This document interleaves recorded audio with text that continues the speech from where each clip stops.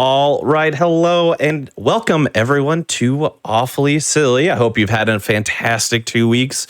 If you recall, or were here 2 weeks ago, actually, we had an episode where we featured, spooky, scary, adjacent games in the awful and silly genre. We had a Castlevania 64 randomizer, and we had gory, cuddly carnage, and we're going to keep that horror, spooky, scary vibe going with tonight's game and tonight's runner. Before we do that, though, I just want to remind everyone of a few things in case you might have forgotten or you weren't aware.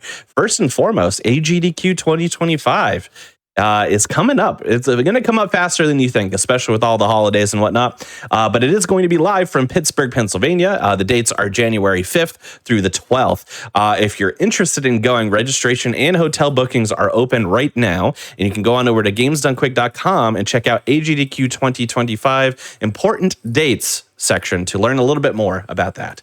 And you can stay tuned in a little bit. I believe we have already announced the date as to when we're going to announce the games list. So I'm very excited for that as well.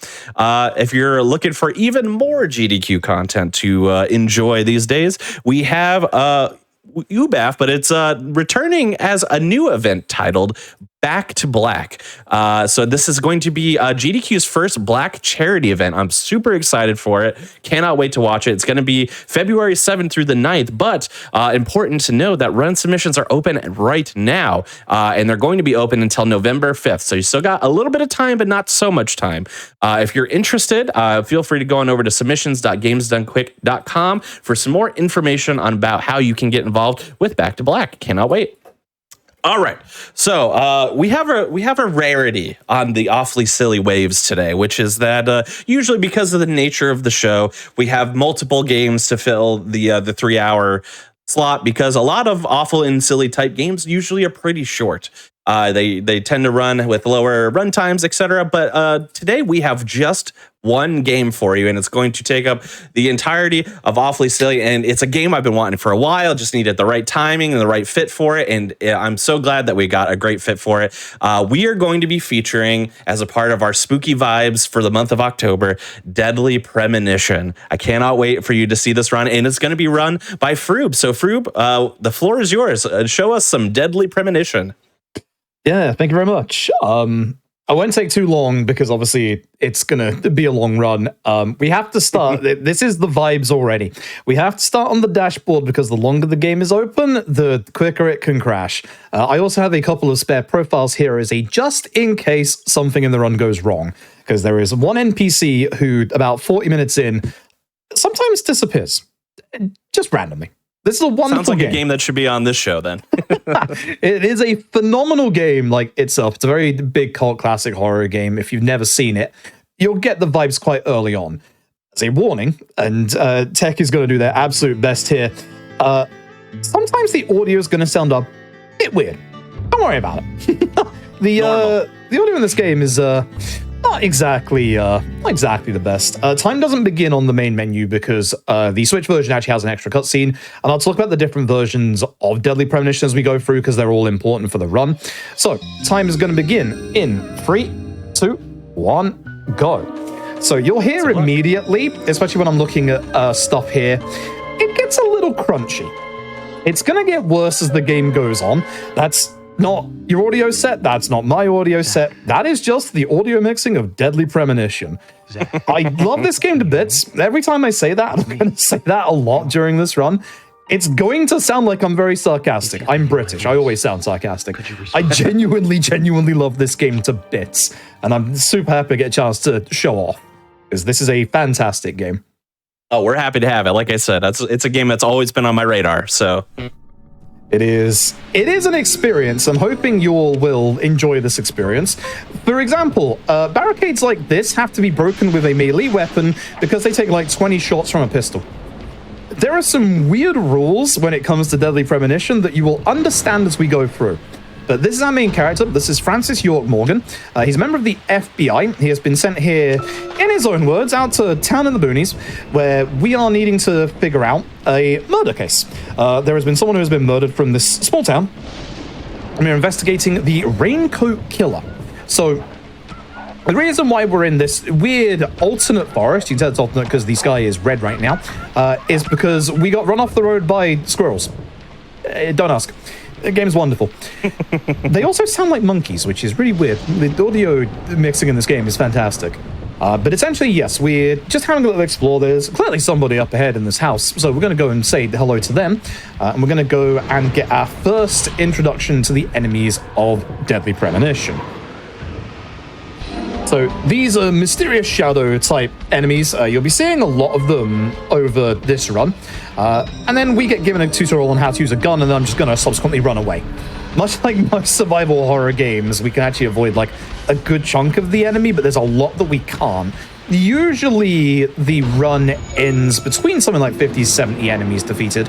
And when I'm running away from enemies, I will also be going at specific angles, like with this first enemy coming up after this cutscene, where by going on a certain angle, I can kind of force the enemy to go where I want them. So if I go to the right here, they move to the left like that, so I can sneak by to the right. There's going to be a lot of doing that in the run, and there's also going to be a couple of enemies that are just going to be a little bit too in the way. This enemy, again, the same depending on where they are. If I go to the right, you'll see they go to the left like that. And you'll also notice at the top left, I have a HP bar and a bar that is filling up very, very quickly. That is our tension bar, which basically acts as kind of like our stamina bar, etc., etc. It has other uses later on, which aren't important right now, but for now, as I'm running with, obviously, my stamina, you can see it going down. We're going to be going past these enemies, and we're going to be getting our first item for the investigation, which is this fuse box. Well, machine broken by axe. It's actually the second item. So, yeah, this machine was broken by an axe by said Raincoat Killer. And thankfully, we are going to get given the fuse box itself because we need it. The nice thing is all of these investigation moments we can actually skip through. If we couldn't, each of them last like several minutes. And as you can see, the main combat is kind of Resi 4-esque shooting. I'm going to bait that enemy out. If you go the correct angle, you can kind of slip past them. That has not been working out for me for a while because it's quite precise. So usually most of us just decide to run past the enemy like that or bait them out. The reason why is that every enemy in this game doesn't have like a hit-based attack. They have like grabs.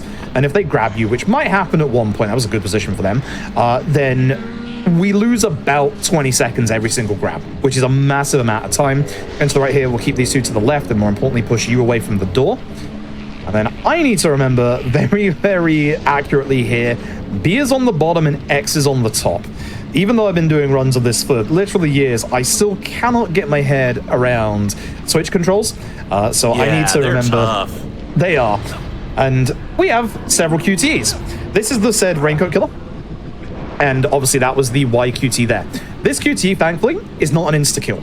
Later on, there will be insta-kill QTs. So I have to make sure I get the right one at the right time, or we're in big trouble. But yeah, no, I agree. Like, I don't know what it is about just the position of, like, I'm so used to, like, PlayStation Xbox controls that every time I see X, I just think it's the bottom button and that's B. So you will hear me every so often just say B is on the bottom, X is on the top, because I'm reminding myself. We find some red ivy on the way out. So this is going to lead us out of the alternate forest to our very first bit of speed tech. We're supposed to run down the bridge to the left to meet up with some of the residents of Greenvale. What we're going to do instead is go into my inventory and I'm going to have a smoke. Look at the top right, you'll see that clock very quickly goes by 30 minutes, and the game assumes that you get lost. So it just drags you into the cutscene anyway. That saves us a good 15 to 20 seconds. Love this game. Yeah, beautiful. Beautiful. So, if you're wondering what the vibes of Deadly Premonition are like, you're gonna see very, very soon. There is going to be a wonderful cutscene at the start here, which is pretty much one of the cutscenes that people show to people to, you know, get them interested in what Deadly Premonition is. Thankfully, it is completely unskippable in the actual game. It's not, I'm not skipping it because, you know, I want to show it off. It is literally unskippable. This is what is the Red Room. For a lazy explanation of what the Red Room is, go watch Twin Peaks. I was wondering. Yeah, it's pretty much the same. This is your hold your breath segment. You can use your tension gauge to hold your breath and sneak past enemies. You will never do that. It is terrible. It is very, very bad. However, there are going to be several segments like this where I have to hold ZR, otherwise it's a game over. I think there's like 4 or 5 of these actually. There's a lot. So you'll see these bits later on. Most of them are like 2 minutes long. We get hit by this man's tinnitus attack. If you suffer from tinnitus, you might want to mute until he's off the screen. Essentially, there's this young kid leading us past this guy and teaching us game mechanics. And then you'll see after this the cutscene I am talking about. We can skip it, not after this bit or the next one, the one after that. If I let go of ZR at any point, that's it. I had an issue once with some of my runs where my Switch kept sending me back to the dashboard randomly, which that didn't help. That stopped happening. Yes. Let's head to the cafe. So as a little explanation, we have 2 bars that you can't see currently, a hunger bar and a tiredness gauge. You'll get to know what these are in a bit, but we're actually going to get our hunger gauge filled up now that we've had a sleep. This is Polly. She owns the hotel here. This background track is called Life is Beautiful. It's wonderful. The speed tech and the fastest way through this is to sadly ignore Polly. And then you get the cutscene. I will let this speak for itself.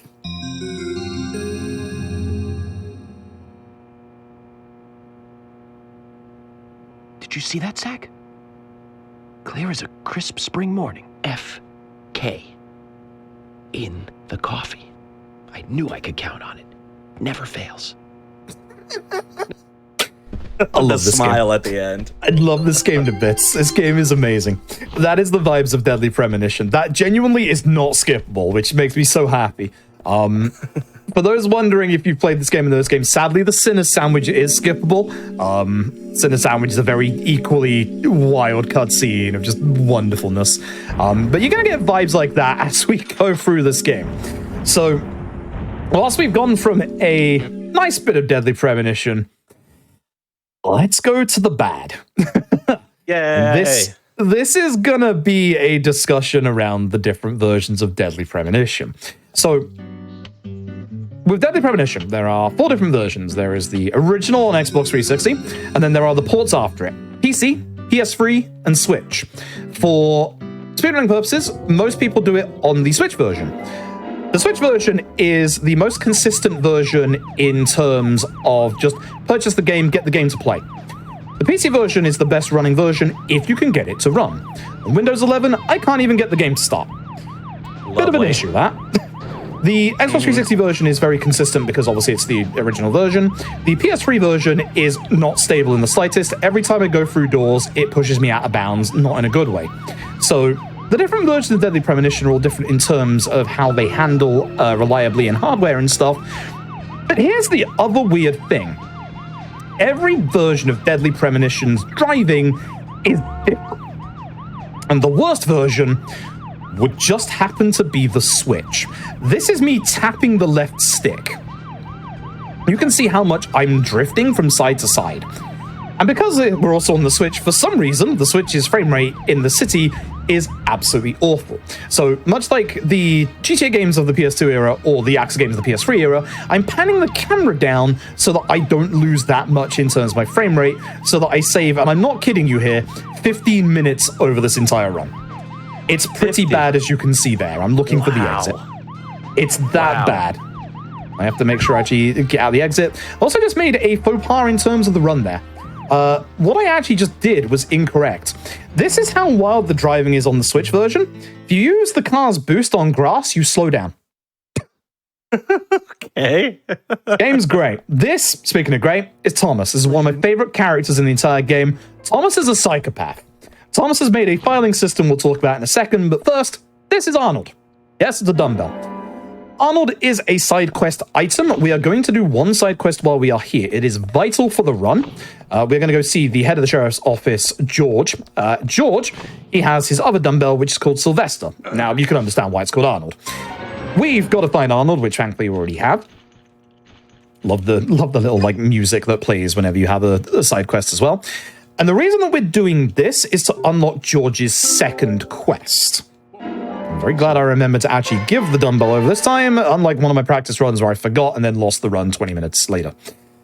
Thankfully, we're all good now. So, we've done the first quest for George, which is going to unlock the second quest in a little bit, but will allow us to progress as we go forward. So, Thinking as to why Thomas is a psychopath, I absolutely love the guy. Thomas has made a filing system for all the important police files. Unfortunately, he's lost the key. The key is one of 6 squirrel keys, and they're all different. The squirrel key is here in a jail cell. How that got down here, I don't know, but Thomas, your filing system is wild. You can get good squirrel facts with every single key that you get, but the correct one is always the one in the jail cell for whatever reason. And then every time I try and open this door, which is going to happen a couple of times in the run, looks like the game's crashed. It's not. It just loads. This room. I don't know why it loads this room, but it does. And Thomas is going to be all like, you found the key. You're going to find out very quickly that the architects of Greenvale are psychopaths. This is not the worst kind of building design you've seen, and it won't be the worst building design you see in the next 10 minutes. A lot to look forward to, then. Yes.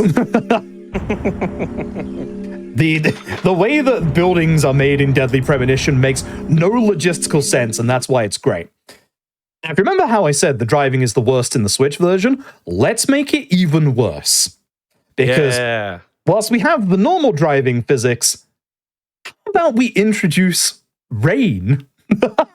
Oh, great. Yeah. Hydroplaning. As you can probably guess, rain makes driving worse. So, and it also drops the FPS a little bit more as well, which is fantastic. So, we're going to go over to the hospital. So, we're going to autopsy the first body. Or we're going to get the autopsy for the first body. We're going to take a shortcut through one of the little paths to the side. I'm going to flip.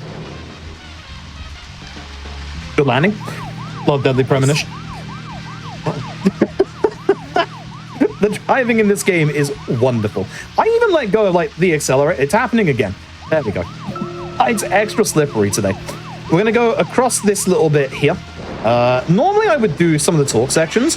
Some of them we don't want to do because if you are talking when you get to your destination, it will take time for York to say, hey, Zach, you know, we'll keep this conversation until later we're at our destination or something like that.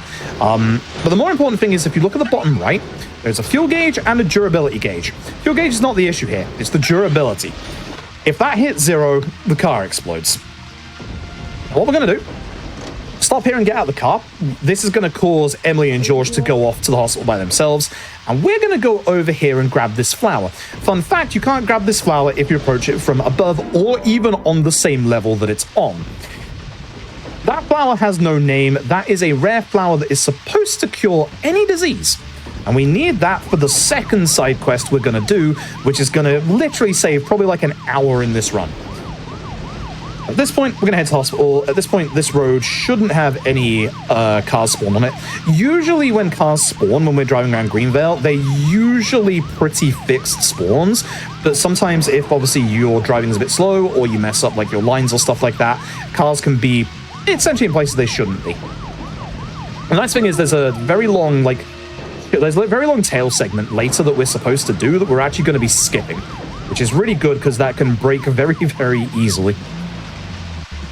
But we are now here at the hospital where you're now going to get to see another masterclass in architecture and building design. But Usher is down in the morgue. Usher is also a psychopath because Usher will not see us unless we solve a puzzle first, which is straight up just a chess puzzle. I don't know why the people of Greenvale are like this. If you don't know chess, there are posters on the wall to be able to help you. This is quite an easy one. It's 2, 3, 5, 1, 4, 6. Okay. He's busy. You get to see York's amazing smile again. Yes. Aim is great. Pearly whites. So, yeah. Those pearly whites. Yup. He has a good smile, bless him. Mm-hmm. Mm-hmm. You'll get to see it again later on as well. So as you can see, the morgue is this way. And keep track of where we're going, because this is kind of like an early look at the alternate hospital that we're going to get into in like less than 2 minutes. So this place is going to become a set piece.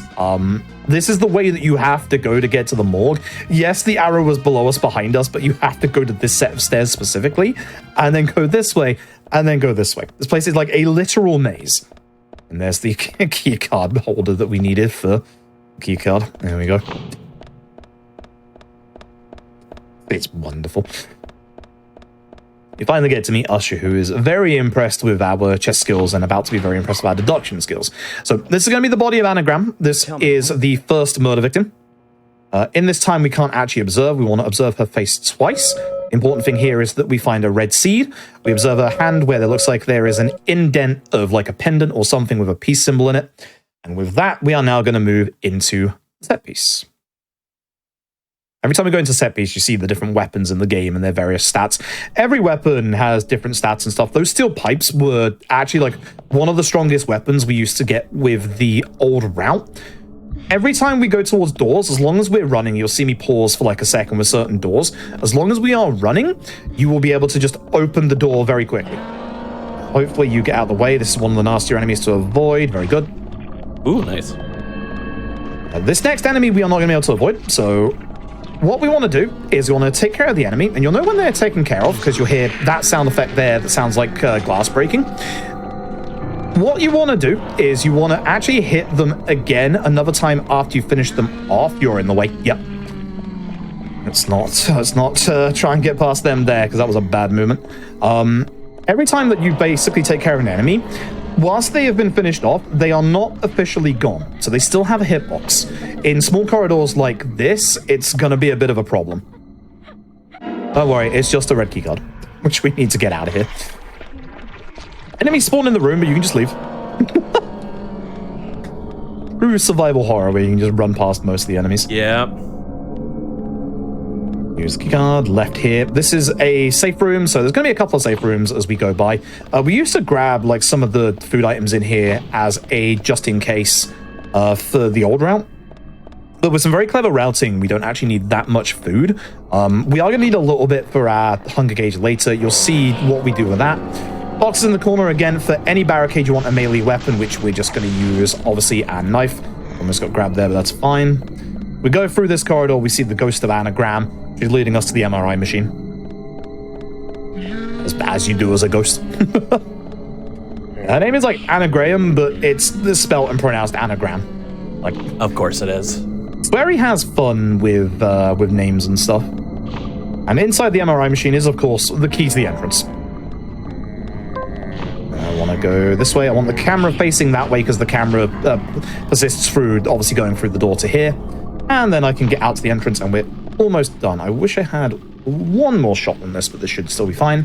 And we just have a little bit of combat before we can leave the hospital.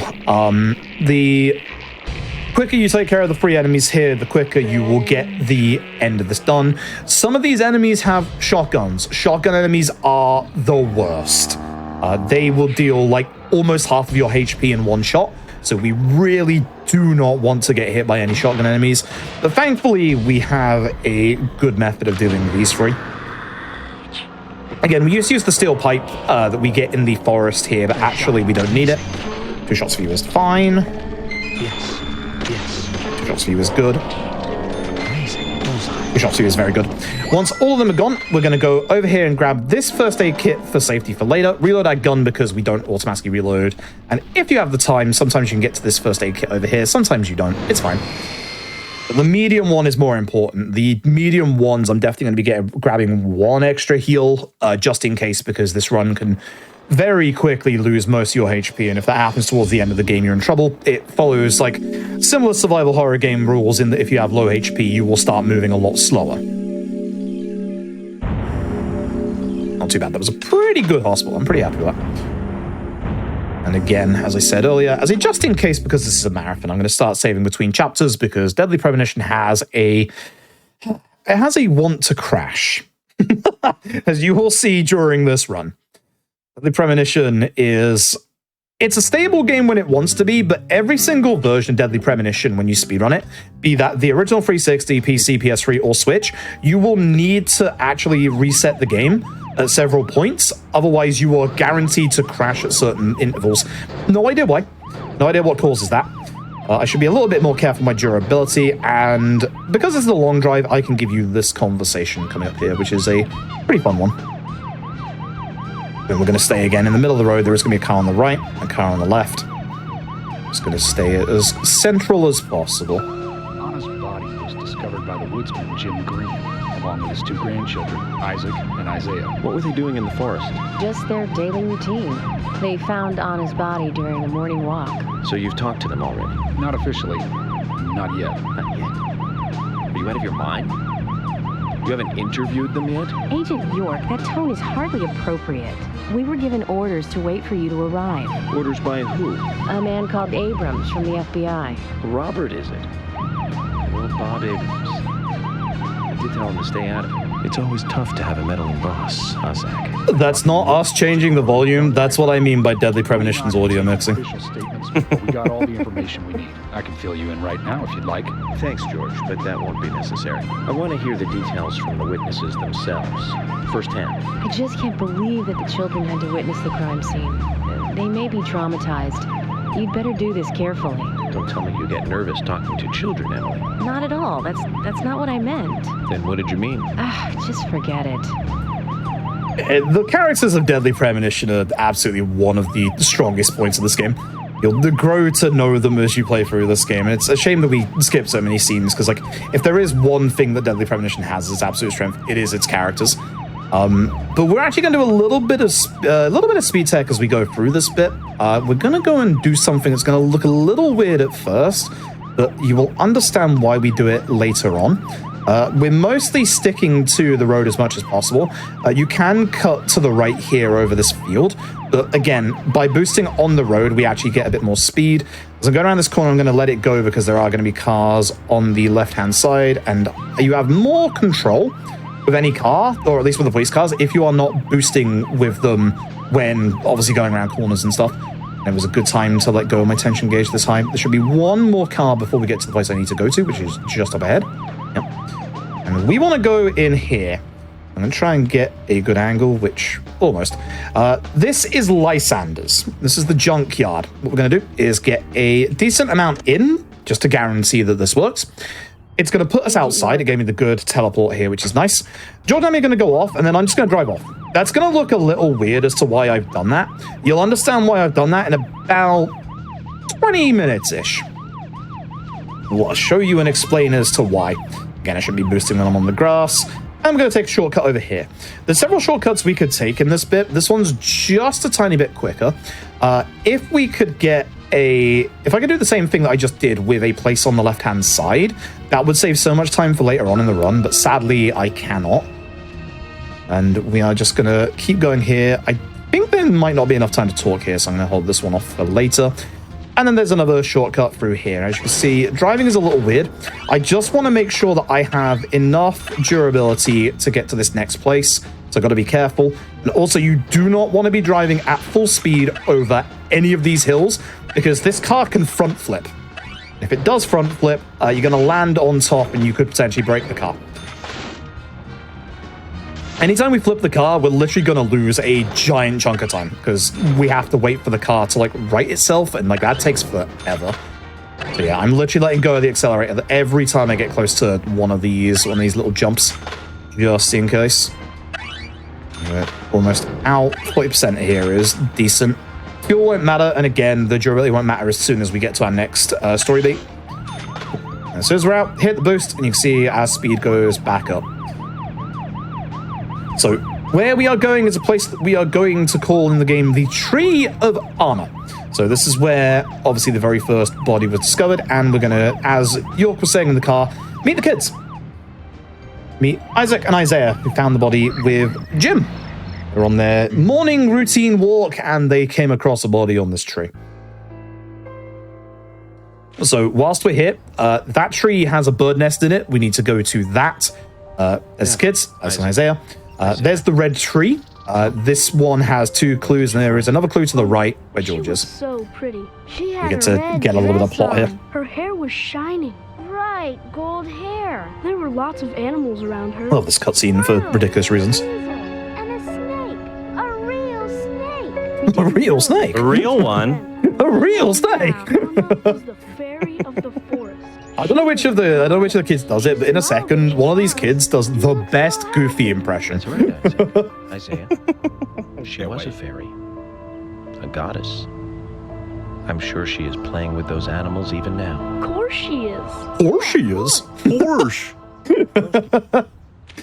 And of course, every time we go to investigation, we have to have a cigarette. Well, of course you do. The thing that permeates in Deadly Premonition 2 as well. What about Deadly Premonition 2 later? We've got a good chance to talk about that later, and how Deadly Premonition 2 is compared to DP1. 2 bent pieces of grass. That's our first clue. This is going to tell us that there have been at least 2 individuals who have come into contact with the body before the kids found it.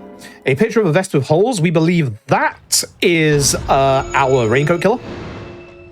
Gonna get our gun out, shoot this bird nest, unfortunately. A missing piece of a pinheel shoe. That was the victim's.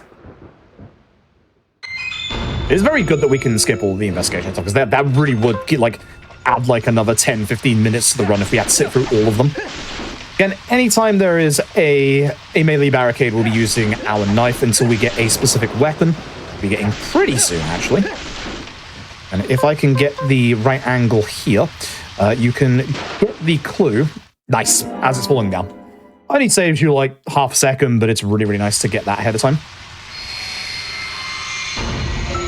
Okay, and with that, the last clue points us towards the lumber mill, which is just literally down the road.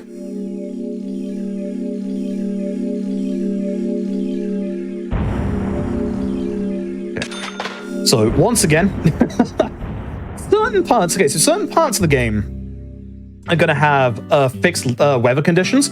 As you can see, we've got our poncho on, which means it's rain time.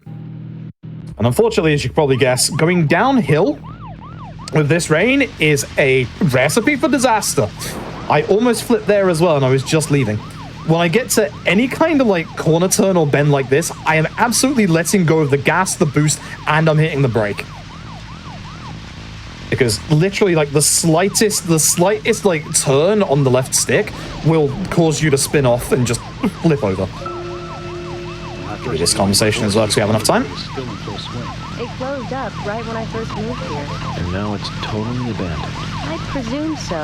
I've never really been inside, so I don't know for sure, but it sure is run down. Deserted buildings are perfect for criminal hideouts and activities. I keep telling Harry to have the place torn down. Probably. After all, it's already been used as the site of Anna's murder. We don't know that for sure yet, Agent Morgan. Yes, we do, George. Yes, we do. Selected the lumber. Agent York, you seem very confident about this. Confident? Confidence is a sweet spot between being rude and hopeless. I'm Is it?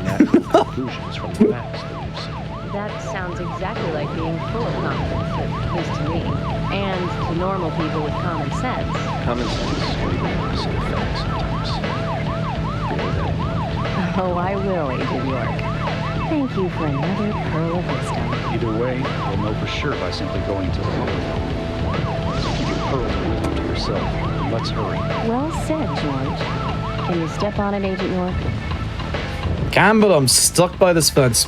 So you can tell how well you're doing at this bit depending on where the dialogue is and how far you actually get. So that was pretty decent apart from getting stuck on that one little bit of fence. Again, here the gravel acts as if you're off-road, so we want to make sure that we don't exactly go off it, but if you already go off it, just go straight to the point. And then we get to the alternate lumber mill. So this is our next set piece. This one is quite long. This one's 15 minutes or so. And it's also very RNG, which is a shame. There's a big chunk of this that's just RNG. I turn off my light every time I get into set piece to try and help with the frame rate, but usually when it's inside these set pieces, it's not that bad. We are going to, up ahead, see one of the barricades that we have to get past on the right is a little broken. You want to aim for any barricade that's a little broken because, as you can see, it takes less hits than one that has full hits. And up ahead, there's our raincoat killer. They are actually here, so we are chasing them to try and stop them. Try and figure out why they're doing all these murders and who they are. So once again, and do our investigative work. This used to be, there is a really nice pile of infinite pipes here. One thing I haven't exactly mentioned yet is that there is an inventory system in place in Deadly Premonition that doesn't allow you to hold too many weapons. Thankfully, that's a 10mm submachine gun, so I'm actually okay with this. There's another reason why we can't completely fill ourselves up on pipes. Phone call in the room. It's for you, GDQ viewer. Who could it possibly be?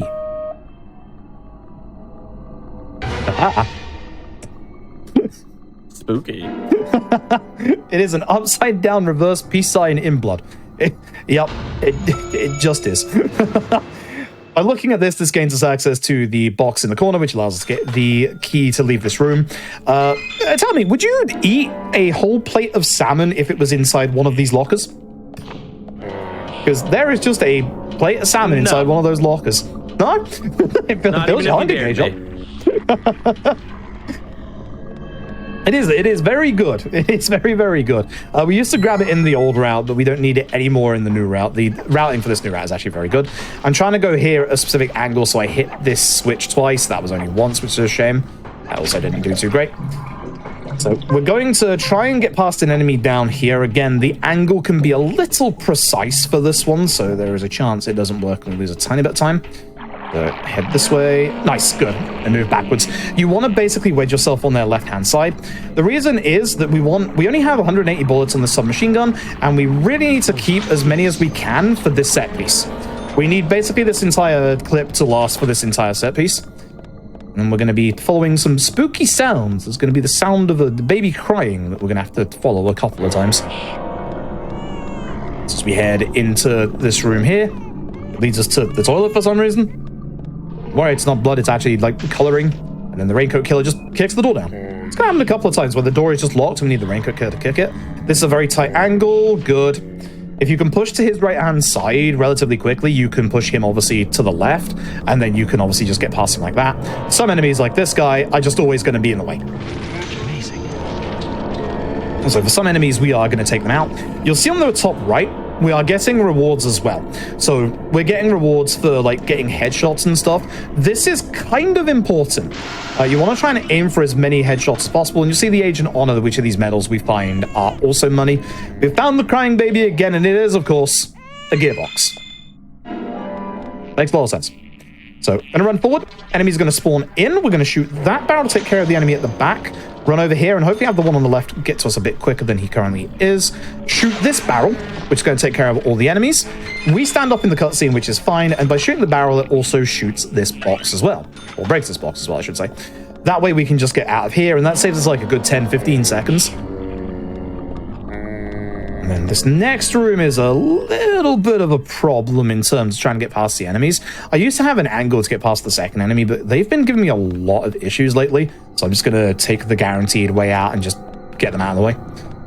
Move past you. You're going to try and grab me, which is bad. I need to take care of you quickly. There we go. And we're going to play with angles a little bit here. This is going to look like I should be shooting the wall, but we're going to be able to actually just shoot past it. You don't want to run, if you see that I took a little bit of like a semicircle to the right there, you don't want to run directly at an explosive barrel that you hit. The explosive barrels actually have a lingering hitbox, so they will attack you and knock you down if you just run straight at it. To the right of this guy, because he is a little too close to sneak past the left. Sometimes you can sneak past him, but not this time. And we go up a lovely lift shaft where nothing is absolutely going to go wrong. Definitely not moving here for a reason. Our light is in our pocket, by the way, and just... I don't know how that works, but there we go. Accidentally hit start just a second too early. There we go. And we look here and we find some damaged red hair, which is the hair of the victim, Anna.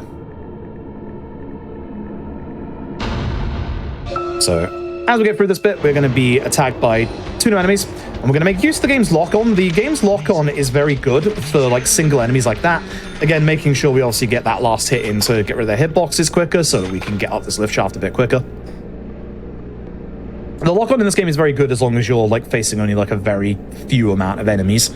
I've had the lock-on attempt to lock on to an enemy that's like on the other side of the room if it's like multiple enemies.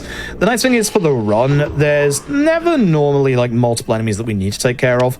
So, thankfully, the lock-on is pretty useful in the run. This door is missing its handle, so we need to go give it a hand. You'll see on the walls there are a bunch of handprints. It's all very, very serious. Mm-hmm. Most of this game is. Yup. We walked to that wall specifically, you'll have seen there was an enemy in the wall. That is to push it back into the wall and then hope that the enemy just stays there. There's a solution to this puzzle on the door behind us, or we can just shoot everything. Ah, you're going to give me the fourth? That sucks. So, unfortunately, this is one of the worst ones you can get. You have to wait for the water to evaporate to be able to get the door handle. Also, it's bad because obviously it took longer to get to the actual one. You can see there the handprint on the back of the door is what's supposed to signify which one you're supposed to shoot. You are in the way, but this could be a good angle. That's good. Now, where are you? You are in the way. Sometimes you can sneak by on the right. Managed to do that earlier. So most of the time, that enemy, if you push them back in the wall, will still be in the wall. But unfortunately, they had the time to walk out. What are you doing here? That is very unfortunate. Hello. Yeah, he is not supposed to be there. These enemies are spawned in early. The one is a deadly premonition. So we give the door... It had to be something weird. Yup. We give the door its handle back. And we're going to give it a little bit of a handshake, which introduces a terrible mechanic to deadly premonition. Stick wiggling. Or stick waggling? Is it wiggle or waggle? Shaking? I don't know which is the proper terminology for it. But either way, we're going to have to wiggle the stick back and forth. That's going to happen a lot. And sometimes, maybe this corridor, it's going to be pretty bad. You'll have noticed that the pipes on that corridor had valves on them. Don't worry about it. Look in the mirror, see the raincoat killer. He kicks open the door. And we're going to chase after them again. You would think we could just shoot them right here, but nope. It's too easy of an investigation. So they're going to head off that way and disappear. We're actually going to go to the left. The nice thing is, in this bit, you can get your stamina back a little bit by obviously stopping shooting. E is on the bottom, X is on the top. Remember that. Hi. It's not an insta-kill again, which is nice, but again, if ever we fail one of these, we get grabbed and lose 30 seconds. There will be insta-death QTs at the end of the set piece. The first one is going to appear. And for all of these set pieces, all of these QTs you've seen so far, they are all random. They can only be the face buttons, so A, B, Y, X, or your equivalency on PlayStation or Xbox. I'm going to shoot this padlock right here. We need to do a good bit of stamina management here with our tension gauge for this next bit. We don't want to be full tension when we start something in here, because we're going to need our tension gauge to be relatively low for the next part. Which I'm going to just chill a little bit as I walk over to this phone, and I'm going to chill a little bit as I walk over to this door, and that should be good. On the phone was actually the raincoat killer. There they are. So we're going to go over here, and I'm going to wait a few seconds to get my tension gauge down to nothing, and then hide under this sink. So you'll see, with the raincoat killer sections, you'll see in the bottom right, the raincoat killer, you get their nice, like, POV of what they're doing. They cheat, as you'll see, coming up. The nice thing is, as you'll see, several different hiding spots. There's one in that corner, there's one, like, dead ahead where that chair is. The one that we're in has the least amount of hold your breath segments, even though it's obviously the furthest one away from the door. So the spots we pick in this are obviously the fastest for the speedrun, be that with either the lowest amount of hold your breath segments or the lowest amount of hold your breath segments and closest to the exit. Because there's some hold your breath segments that have like the same amount no matter what like set piece you're in, but at the very least, as long as we're close to the door to leave, that's obviously a bit quicker. Most of these last for like 2 minutes, so I hope everyone's enjoying the run so far. Yeah, wondering seems like they are. Yeah, good. You might be wondering what happens if you like hide in one of these spots that the raincoat killer is checking. He will never check the spot that you are in, which is obviously good. And you'll see the tension gauge at the top left is filling up. If you're wondering what would happen if I press go out, game over. I don't know why they give you that button.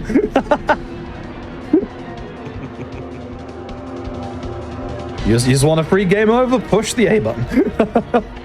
Apparently. The nice thing is, if we just sit here, we're fine. And also, by lowering my tension gauge before this bit, I should have a good amount of stamina to get to what I need to get to after this. And again, being under the sink, you can see it's only the one. If I was in either of those hiding spots on that left-hand wall, it would have been 2 hold your breath segments. You can leave now. Got a speedrun to do. Yeah. One of these days. There we go. And then the raincoat killer will always throw his axe conveniently at your hiding spot. And then we We can leave. That'll give me a bit of stamina back as we move forward. And then we go. So we just need our stamina to reach the door back to the corridor where we were. We don't need that much more other than that. And then we get to one of the worst RNG sections of the run. This is a chase section. We're going to be chased by the Raincoat Killer. You can see his FOV in the bottom right again, and you can see that he cheats. So we need to run along and climb up. And there's going to be some bits here that might perplex you, dear viewer, and think, why doesn't, say, for instance, York walk around this box? That's a great question. I wish I had an answer for you, but I don't. As you can see, that gives him time to catch up, and thankfully, he's pretty nice as well. Thanks, buddy. Appreciate that. A little bit of speed tech here. We're going to hold push, and then as we're holding push, we're going to evade this axe, and then when we do that, it will actually break the box for us. And now comes the RNG. So by the time they run through, we will hopefully not miss any of our climbing prompts, and then I have to keep moving the stick back and forth really fast. And unfortunately, there's going to be QTEs as well. You see that we're going to pass in here. I think I'm a bit behind. I think I'm getting grabbed already. So it's going to be A or B. Uh-oh. Here we go.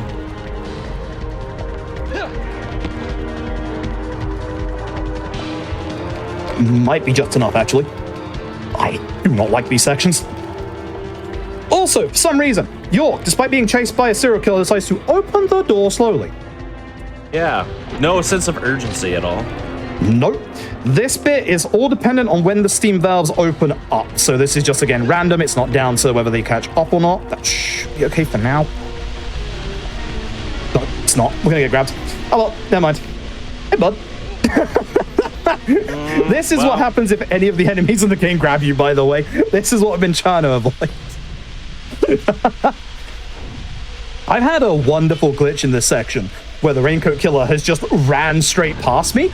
If he ever does that, he will stop and wait for you a little bit ahead. Well, that's nice of him. At least they had that as a contingency plan, I guess. But yeah, we had one steam valve a little earlier there. We're going to go to the right to avoid the enemy spawning on the left, and then take you out. Very nice. So 21 bullets left. Ideally, I'd have about 40 to 50 at this point, but 21 is fine. Now, let's get into insta-kill QTEs, because this is our first insta-kill QTE. There are going to be 5 QTEs in sequence. If we fail any of them, then it is a game over. The nice thing is, 4 of these 5 are fixed every single time. So it's just the one QTE, which is the one in the middle, that we have to watch out for. That long lift shaft again. Dying here will lose you the amount of time that it takes to load back into this and get through this cutscene again. So that can be up to like 30, 40 seconds. It's pretty bad. As long as you know, just to watch out for the third one, you should be fine. The first one, if you're not already tired of it, is moving the stick back and forth again. Wonderful mechanic, thankfully not going to come back for a while. Then it is Y. Then it is random. Is on bottom, X is on top. This is R, the shoulder button. So right bumper or R1. And A to shoot. It's easy. So yeah, as long as you're aware of the middle one, all you need to know. Everything else, always the same.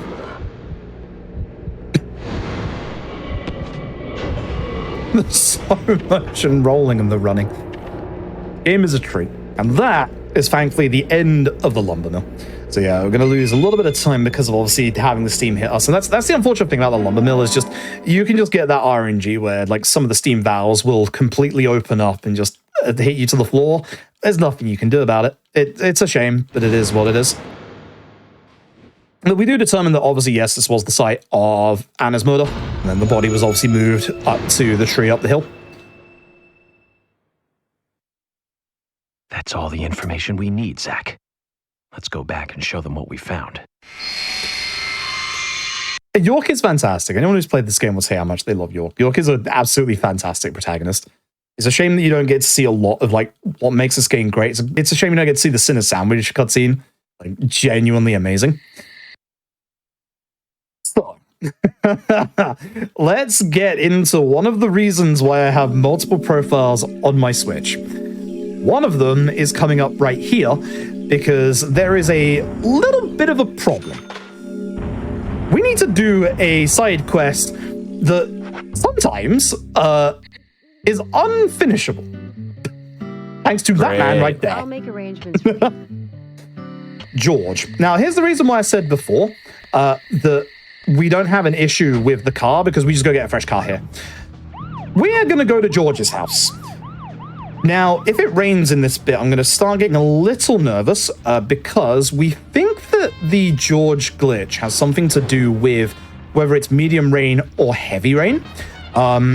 Basically, what's going to happen is there's a little thing that can happen where George is supposed to be at his house, but when it rains, he'll be on one half of the map and he'll be glitched out trying to run out of the rain, and he'll be just completely glitched running back and forth. We found him the other day, which unfortunately, we desperately need to talk to George right now. There is no other time that we can talk to him. We have a weird fix that has actually worked for a couple of us a couple of times, where if we just smoke until it is 20 past 10 in the evening, sometimes he fixes himself. No idea why. Okay. And remember when that It's a video game. I love this video game. trying to find a good movie to rent. There weren't that many to choose from back then. I remember renting some really bad ones. Also, most of the talking in this, as you can see, is very movie-based. Attack of the Killer Tomatoes. I've seen that. 1978. Be Produced, careful there. directed, Ooh. written, and edited by John DeBello. It was really awful, but for some reason I still remember it pretty well. It had so many sequels, and the original was re-released in '95. The 87-minute-long theatrical release bumped up to a whopping 90 minutes. 90 minutes is a long time for a movie. I couldn't imagine movies going above 90 minutes. No, or games for that matter. Right? I bet we can buy a copy on the internet pretty easily. Okay, so it looks like we're not going to have any rain, which is good. That's good vibes for hopefully this bit not breaking. There will be a car on the right-hand side of this road, so I'm just going to be a little bit more on the left as I go around this corner. We're going to George's house, which is right here, thankfully. Here goes the FPS. This part of town always drops the FPS. You're a wrong spawn. You should not be there. It should be the one on the right. It's interesting. Now, I'm going to pan the camera up, and you'll notice that outside of George's house is a red tree. This is just a heads up. Are you here? George is here. Don't have to do any George. no shenanigans to fix George. Thank goodness. So, speak to George. George's mother is sick, and he has heard of this flower that can cure any disease, which, unironically enough, we have said flower. Also just shuts the door in our face multiple times. George doesn't like us very much. So we give him the flower, and we get given the radio. If you're wondering what the radio is, it's fast travel. That's the reason why it's so good. So, now, every place that we have been to has been filling up our fast travel list. So we're going to go down to the Tree of Anna, and you'll see at the bottom there is Lysander's Junkyard. So when we went to the junkyard earlier, that already put the place onto our fast travel list. This route actually has some very, very clever routing for putting places onto our fast travel list ahead of time, as you will see. You may have noticed in the Tree of Anna on the minimap, there is a pillow with some Zs on it.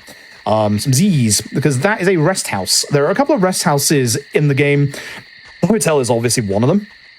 But we're going to rest here. And let me explain a little bit about the time limit system. If you look on the bottom left on the minimap, you'll see the current time, which is 21:18, so 18 past 9. And you'll see there is a time limit at the bottom. So, we need to be at that location in that time. Some of those time limits will actually game over you if you go past it. Here's the issue. You'll notice my hunger gauge is depleted, and if you look at my HP bar, we're dying. When your hunger gauge goes down, you start dying.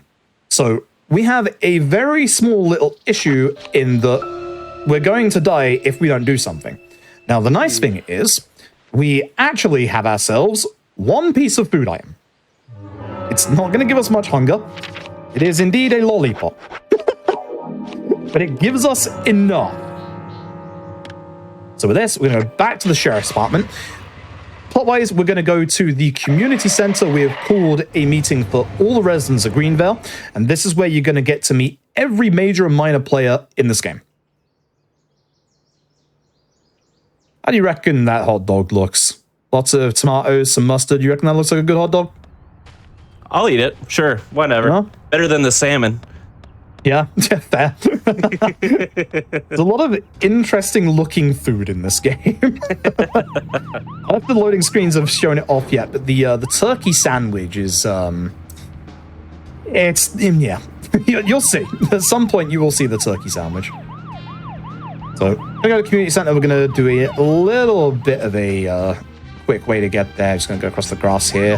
Go past this car where my camera is pointed up, so I didn't know where it was. And then we can skip through the fence on the left very carefully. Speaking of babies, I should not have done this conversation here, but it's Jewel fine. in the Rough springs to mind. Deadly Spawn. Do you remember that one, Zach? Dangerous past. Back in '83.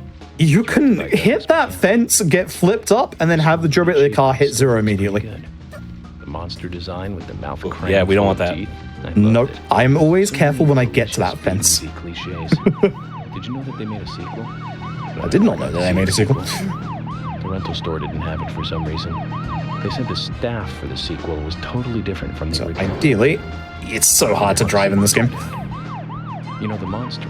So yeah, as you'll see, yeah, we'll continue our chat later. So yeah, you lose a bit of time if you're in a conversation when you get to a location. But we're now going to meet every major player that the plot is going to throw at us. We can also speak to the members of the Greenvale Sheriff Department here as well. The important thing to take away from it is a conversation with Thomas. Thomas has a tattoo on their back of their lover, and the initial is just Love G. So, This is Harry. Harry is in a wheelchair and a gas mask. He has an aide called Michael. He owns the town. He's the guy that made all these buildings. So we'll be dealing with Harry later. This is Carol, who was, I believe, sister to Anna. I might be wrong with that one.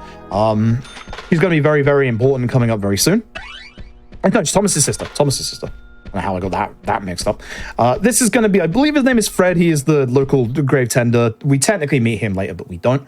Over here, we're going to meet two people who are going to become a little bit important in the plot soon. That's Quinn. You can tell because there's a Q on his hat.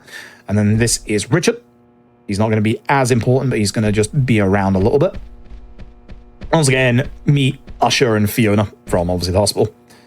Fiona gives us a bit of backstory on Usher and how he used to be a famous doctor and then moved out here. You know, I'm going to meet someone who's very important for the run. Lysander, the general. His junkyard. Calls me an imbecile. He's an army veteran. He doesn't like me very much. This is Nick and Olivia. They're going to be major characters coming up in this next part. And then I need to make sure I do the right purchase. This is Wesley. They run the gun store, which, thankfully, anytime there's a toolbox, I can actually buy ammo. You can see how little hunger I've got right there, which is bad. We buy 2 rounds of SMG. We're going to meet Lily and Keith. They run the local greengrocers. you think there's... Keith, as you can see, is a bit of a rocker. We meet Polly of the hotel. You've obviously already met Polly. And we're going to meet Sigourney, the pot lady. You'll never guess why she's called the pot lady. Ah. She has a side quest where she goes across the entire map. It's a pain in the backside. This is Jack and Gina. They run the local gas station. They have no bearing on the plot. If you go to the gas station to get a gas fill up, Jack will spit on your car for free because he hates you.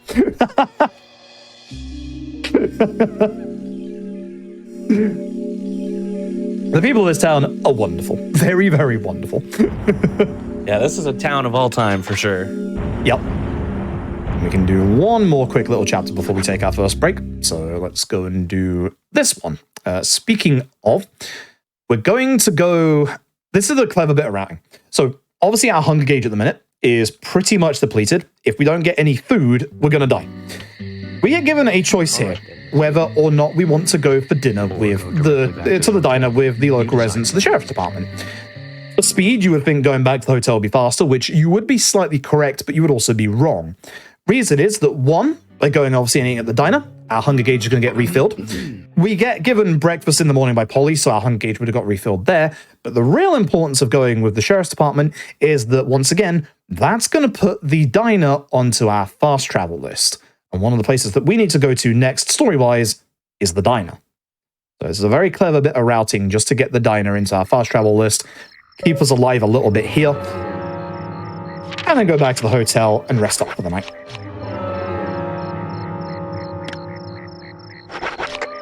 As we get more places on our fast travel list, the hotel will get gradually further and further down the bottom. There's your turkey sandwich. Sure. Ooh, delicious. The ham looks and good. the country ham. Yeah, I'll eat some ham. the ham looks very good. That turkey sandwich is I'm not so sure about that one. Yeah. Leave that one. Yup. So we're gonna surmise the plot so far. So with Anna's body, we found some red seeds. That's right. We found the same red seed in her mouth. And then obviously we found the broken stiletto heel. That's right. A broken stiletto heel. Aligning this with the other evidence suggests that 2 people came into... Oh, the pickles are fantastic. The pickles also have unlimited pickles. It's weird. Every time you find like a spawn point for the pickles, you can just get unlimited pickles. It's great. That's right. And then obviously in her hand was what looked like the indent of a pendant. Yep. The man in And Peace Mark is gonna keep coming back. Tattoo of an upside down peace mark on his back. These 2 could well be related. They are. Funnily enough, they are. And so with that, a new major player makes his way into town. He goes by the name of Forrest Kaysen. You get to see him surprisingly soon, actually, like literally as we wake up. That is the Muses Gallery. We are going to go there very, very soon in the next chapter, and then we're going to skip it. There is supposed to be a giant set piece in the Muses Gallery, but actually, we get to skip the entirety of it, which is fantastic. Let's just go one more little bit. This next bit doesn't take too long. We have the red room section first. Don't ask why the twins are here. They just are. They're symbolic. Anna's here as well. You want to take the door from the right-hand side because for some reason you can't take it from the left-hand side when it's slightly open like this. That's just the rules.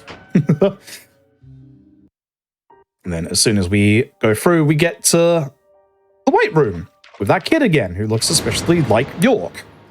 Again, if you're looking for explanation of the red room and the white room, watch Twin Peaks. So where he says that he didn't watch Twin Peaks for this. This game reeks of Twin Peaks. It certainly does. I've seen Twin Peaks, and it definitely has these vibes. Right? Yeah, for sure. So this is Forrest Kaysen and Deputy Willie, and then we're going to do a little bit of speed tech. So anytime we go to the world map, we will get teleported to the front of the hotel. So by going out to our balcony, which is obviously the closest place that is to us, we just get teleported to the front. Now we are hoping, fingers crossed, no rain. If there is rain, it slows things down. It is raining. Cool. Fantastic. So it looks like heavy rain. Yep. So if we run away, we can then get rid of Emily and George, and then we can fast travel. We're going to fast travel to the same place you would have done if it wasn't raining, but Lysander's isn't open when it is raining. So we cannot, unfortunately, get a vehicle that we want to get from Lysander's. So unfortunately, we are just going to be leaving Lysander's, and we're going to have to lose a bit of time in the next chapter to come back to Lysander's and then go back again.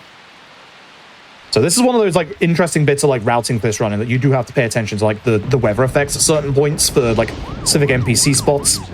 Muses Gallery isn't too far away, thankfully. It is by the milk barn. So we're going to head this way. Then, again, this part of town, we really want to pan the camera down fully. Be a bit careful. Also, anytime it rains, flashing light warning, folks, because obviously lightning. And we're going to bypass the milk barn by going straight through it. Just being careful and letting go of the boost so that I don't flip as I go over. And we're going to take a right here. This conversation is going to sound a bit weird. It's movie talk. Like, it actually is. It's going to lead into movie talk. It always leads into movie talk. Big film buff, huh? Guess it's a big film buff. Yep. See? Bleached blonde hair, too much makeup. It always happens.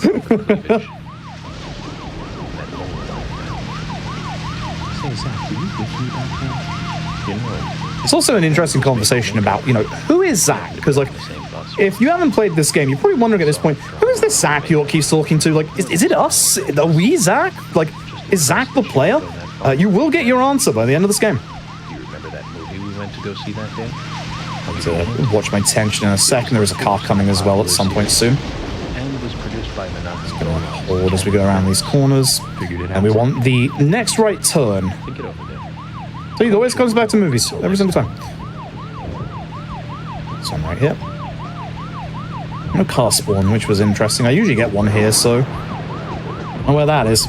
But the nice thing is, this is going to put the Muse's gallery onto our fast travel as well. This is going to be very important coming up later, very soon actually.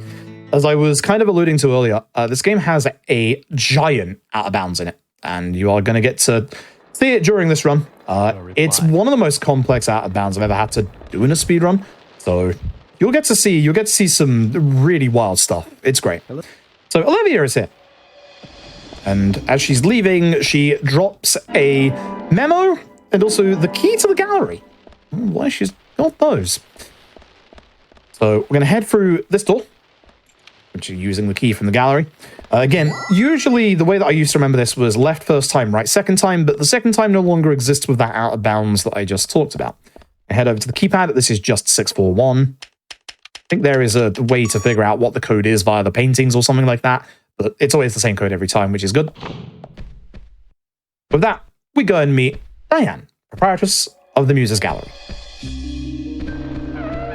With that wonderful avant-garde statue in the middle. The giant red tree. With that, that'll be a perfect place for our first break, I think.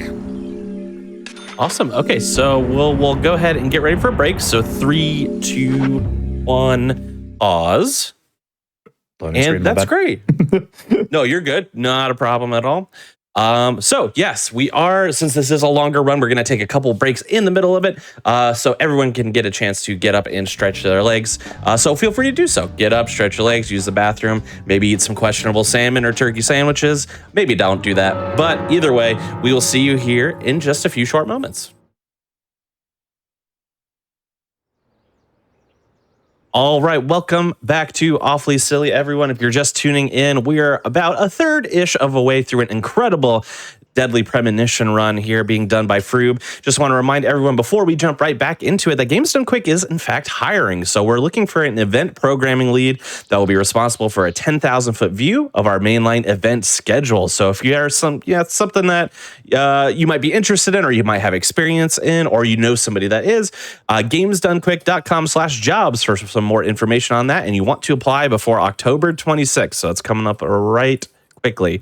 Also, feel free to join the GDQ Discord. Had the Hotfix role while you're there, and you can keep tabs on upcoming events, talk with staff, and more. So !Discord in Twitch chat for more information on how to do that. Without further ado, I think we're ready to jump back into Deadly Premonition. So Froob, give us a countdown whenever you're ready. Cool. Also, I'd like to also say, folks, please support like Hotfix shows. I know a lot of Hotfix runners who put like a lot into these shows. Like, it's a nice little chance to show off things like this that would not normally be shown off. Right, that is appreciated. Let's get going again, shall we? So 3, 2, 1, go. So I'm gonna run away from Emily. Sorry, Emily. By running over to this rest house, we'll be able to leave Emily and then also rest up. The next time we're here is going to be for the big out of bounds.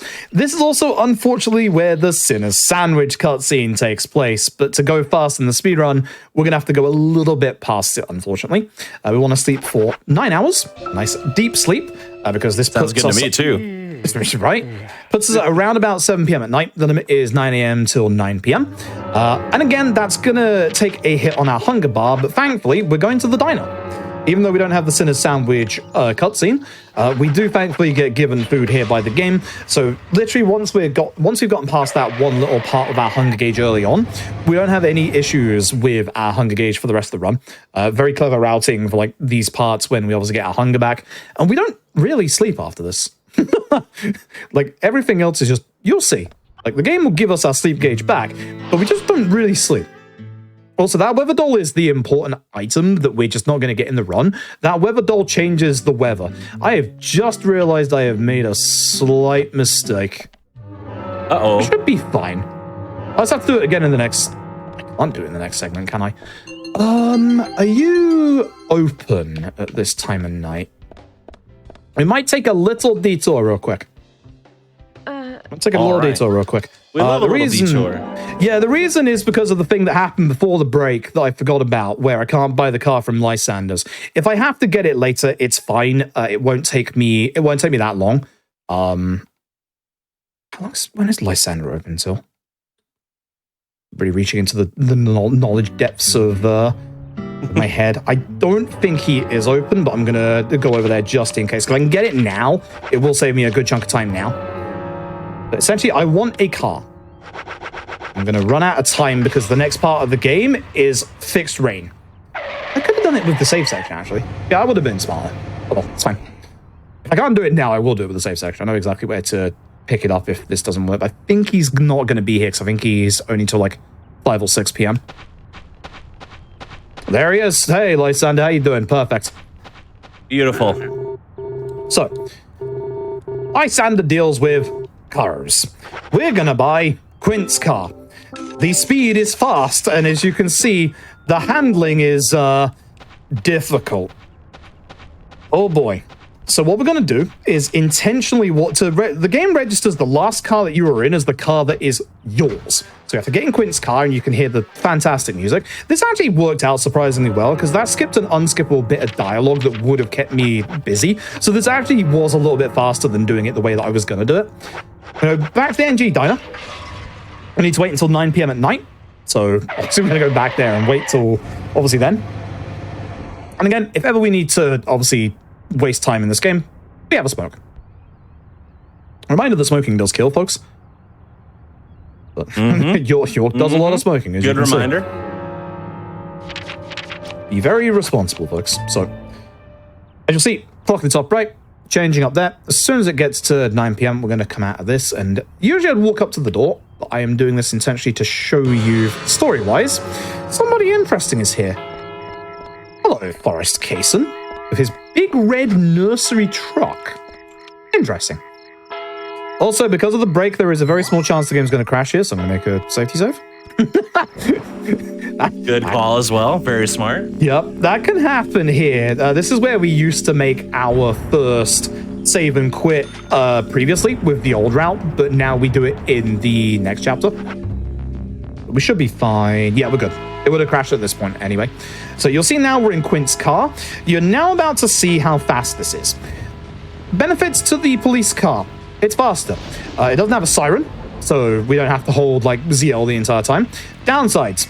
When it says the handling is difficult, it's not lying. This is me tapping the left stick once. This is me tapping it twice. Oh. And we've got the rain physics, obviously. It is exceedingly hard to drive this car well. Upsides, this car doesn't lose speed on grass. This car, you really, if you learn how to drive fast with this car and well, you will literally get a good time in Deadly Premonition. If you want a good time in Deadly Premonition, learn how to drive. See? Easy as that. Yep, if you learn how to drive and don't ram into the side like that, you will get a good time in Deadly Premonition, I can guarantee you. Like, it's one of the big reasons why you would just get massive time saves over runs, is by being able to drive this car well. Because again, I am trying my very best to stay literally in the center. Use the brake, use the gas. Just don't keep holding the gas the entire time because that happens. But we are heading to the manor, Becky's house, I believe. And fortunately, this is one of the nicer driving segments. All you have to do is make those 2 turns that we made, and then you're just on this straight until we get there. Should be one more car coming up ahead. Which is the one that sent me out of bounds earlier, so I'm keeping an eye on you, buddy. I had a wonderful practice run earlier where I hit a car head on in this bit, and it threw me out of bounds. Spawned me 1,000 yards backwards. That's fine, I'll be upside down. I'm okay with that. You can move the wheels while you're here. The game will remember at some point that, yes, it has to correct where you're upside down. But driving in this game is hard. I love this bit because you just drive straight over the middle and just slide in. So, this is our next set piece. This is Becky's. E is on the bottom, X is on the top. Again, whenever you hear me say those words, there's a QT coming up, and there's one right here. Thanks. So, yeah, the Raincoat Killer is here. See, there's good out of bounds in this game, there's bad out of bounds. We don't want a car to go out of bounds, we do want us to go out of bounds. We start our investigation right here. This is where we used to grab another piece of food right here, but then we obviously figured out like all the good like eating spots that we could go to and we didn't need to get any food ever again. The camera turned me around again. That keeps happening here like recently. Switch to the submachine gun.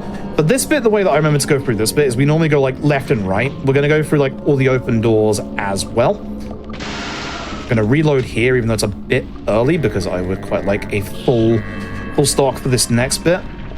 So again, any open door. Should be able to avoid you with the right angle. Straight over. To the right. I kind of want... Good. I want to hear that sound effect because that's you spawning in. No, that's unfortunate.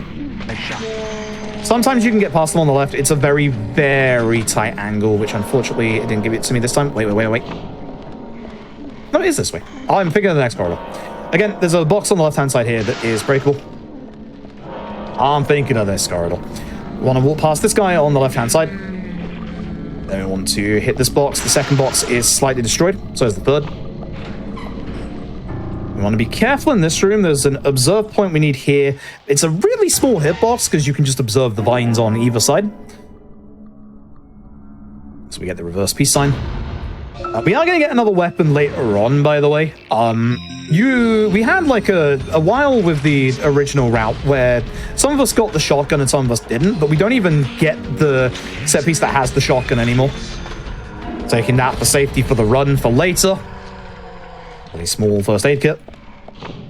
Go in here and we get ourselves our second clue. It's a bunch of, would you believe it? Red seeds. Funny how they keep turning up at every crime scene, huh? Oh, something about that. And these enemies are a pain, so I am going to just take them out. Because, yeah, you will get in my way, and then you are always or usually in the way. We're going to be back in the room here. We're now going to take this door on the right. You can't... This door is locked when you first get here. Oh, yeah, the raincoat girl's here, by the way. I'm going to chase after them. Okay. They just zoom off.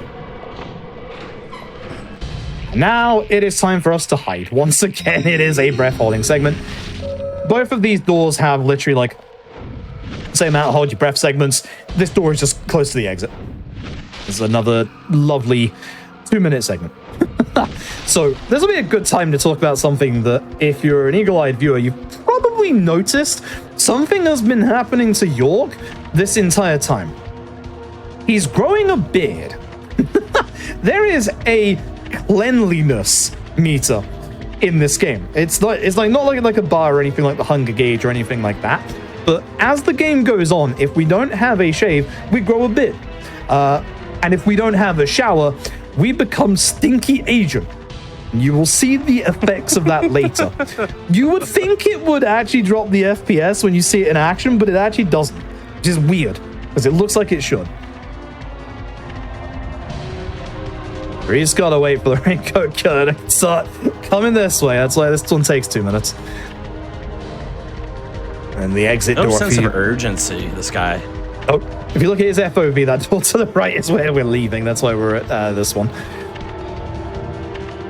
You'd think this would be a bigger problem, but nope. So, both those hold your breath segments coming up as soon as it gets close to us. Just be aware of that. The next one isn't immediately after the first one, but it is very soon after the first one. So just be aware that's going to happen. Do not hold ZR going into it. It will not count. And then when you let go of ZR, it will game over you. So make sure you let go of it between each hold your breath segment. And then you should be good at that point. And yes, as I said earlier, he will check the one that you are not in. He will never check the one that you are in. Doesn't matter which hiding spot. Even if we went to that desk that he looked under earlier, he won't look under there, but there will be, I believe, 3 hold your breath segments if you go in that. And also you just, again, be, like, far away from the exit. But that will be that for that one. And he will once again throw the axe at our hiding spot. Almost like he knows. Stand back a tiny bit here, and then go through this door right here. The box in the middle is slightly destroyed. Get past that enemy by hogging the left, go straight left, and then, yep. Chase section. The chase section actually isn't too bad. Again, if you watch his FOV, you'll see that he actually kind of cheats to get to us here. Thankfully, York runs through the door and not slowly opens the door this time. How he got there from like almost like that direction, never know. As long as we don't miss our climb up sections. This one's nice and fast. This one is really, really nice and fast. It'll end in this next bit. Nice and simple. The really bad chase sections are the very first one in the lumber mill and then the last one, which, how I'm saying these words, happens in the final boss fight. Wow. Yep. And the bloody camisole, which is pointing towards Becky's murder, and she'll be the second victim of the Raincoat Killer. Unfortunately, it's going to happen whilst we're on the job. Oh, there's speed tech hit. Just walk past that guy, and if you get the right angle, you walk straight through, don't get hit. Right hand side? Yeah, right hand side. I always get turned around in this place. It alternates between going left, then going right, then going right, then going left, then obviously going left, then going right. So unfortunately, as we get here, we hear the shower is on. There's a little bit of blood by the door. Becky has been set up in like some kind of like saw trap, and then George bungles his way into the room and unfortunately sets it off. Thankfully, we have a key for a safe, which is hidden behind this portrait. Don't ask how we know how to find it, but it's just here. And in this safe, we find a notepad. And we're going to do the old school, but a piece of paper to the back of like the last thing that was written in it, and then, you know, obviously use a pencil to figure out what was written there. And with that, we now need to find them. The kids. So this bit is very RNG. Although what I'm about to do isn't RNG. What I'm about to do is actually very calculated. Hopefully the game doesn't crash here. If it does, I do have a safety save set up that I can load any chapter with. This game is... Come on, no crashes. Yeah, very necessary for that. Okay, we're good. Oh, is that going to mess up? Oh, actually... that may have been a bad save to take, because there's a weird thing that can happen here. It'll lose me like only 10 seconds later on if it is the case. When you save, I'll do the setup properly because that should fix it. When you save between the chapters, we need to close the game down. I mentioned this before the first break. We need to close the game down, otherwise the game is going to crash at some point, guaranteed. It's going to crash in the next chapter. So we need to basically close the game down. Good RNG, very nice. We need to close the game down. So we need to move away from Emily so that we can use the save point. But if you save between chapters and then quit, for some reason, it doesn't register the milk barn onto your fast travel list. I wish I could explain that, but I can't. Like, I don't know if it's just because we move away from the milk barn and it doesn't, like, cover the area where it counts. That's my best guess. But it's like, if you don't do it that way, you won't get the milk barn on your fast travel. If it doesn't give us the milk barn, Lysander's is right next door to it, so we will still be fine if it doesn't give us the milk barn. But, as I was alluding to, this bit is very RNG. We have to find the kids, and they can be in one of 3 locations. The nice thing is, the third location should never happen. The third location is if it is raining. The first location is the one that we've got. This is the fast one. This is the community center. And the third one is at the top of the Tree of Adam. That used to be the very, very slow one until we found the skip, which is coming up after this. This is going to be an exceedingly complicated skip. I get to see whether the milk barn is actually in my fast travel list here, because we're going to the community center. It is. Good. Good. Yeah, so that did fix it. That's good. I definitely want to take that save just in case, because we had the game open, or because we had the game paused for a little while, there was a small chance it would have crashed there, but it didn't, which is good. The reason why this is a good fast travel spot is because you just go around this corner and the kids are right here. The cutscene like starts up really quickly if you hug this wall. Nice and simple. If it's the Tree of Anna, you have to get in your car, go up the hill, which is a couple of winding roads, or do what we found out, which is you're going to see right now. This is the big Chapter 12 skip. We're going to skip an entire chapter of the game once we've done, obviously, our summation of the case so far. That's right. The art gallery. Before entering the gallery, Diane looked... This bit I am going to take a little slow to make sure that I don't do this incorrectly, but I'm also going to describe what we do in this skip. And I also have to preface this with, this skip works for me. That's right. It might not work for you in the exact same way. We have found that this skip is hardware dependent on what version of Switch you have, but If you have a different hardware version, and we're talking like, I have the normal Switch, we're talking even normal Switches can have like different hardware versions, but my method that I have to do isn't the fastest. So you might actually have the way to do the out of bounds might be faster if you have a different version of the Switch. It's weird. I will show you the method that we do. The other versions are not too different, but the setup and the end is. And from what it's weird. Speed running, am I right? Yes. Oh my goodness. But the twins refused. There's always like it always like makes me look at like PlayStation speedrunning, like all the I think most of us know about the Ape Escape spreadsheet of like all the different versions of Ape Escape on like everything that can be played on, like PS1, PS2, PS1 compatible, PS3, PS TV, like, and how like all the different versions have different load times, etc., and which one's the best. Reminds me of that a lot, and just, depending on the hardware of your Switch, you might be able to do this skip a bit faster. But yeah, thankfully we got the good RNG there. So, this is the big skip. I'm going to go through this slowly. The way that I do this, I'm absolutely making a safety save here. So if I mess it up, it's still worth trying again, because this saves about 20 minutes in the run. So, we literally skip an entire set piece and the entire chapter. It's huge how much we skip here. So, the way that I do the skip, and I will break it down into 4 parts. The first part is the setup. So, we're going into the Tree of Anna, and we're going to do a little bit of a zip. This game's physics are fantastic, and it doesn't know where to put you sometimes. So if we know where to put ourselves, we can kind of manipulate where it puts us a little bit. All of this was found by a community member called Akion, who actually found a way to skip from chapter 2 or chapter 3 to the very final boss, or the final chapter. But the downside is it always hard locks. We think it's because the Quint's car and trying to turn is amazing. We think it's because an NPC doesn't spawn in, but we've never been able to figure it out fully. So what we want to do is we want our wheels over the front, get out, and we're at the top. That's part 1. Part 2, remember how I said about the time limits? If you look at the time limit here, it's 10 till 11 at night. We're going to walk up to the observation platform, and we are going to smoke until 22:59, or in the case of this, because it's obviously a marathon run, 22:58, so I don't accidentally go over. So this is going to be setting up our active menu.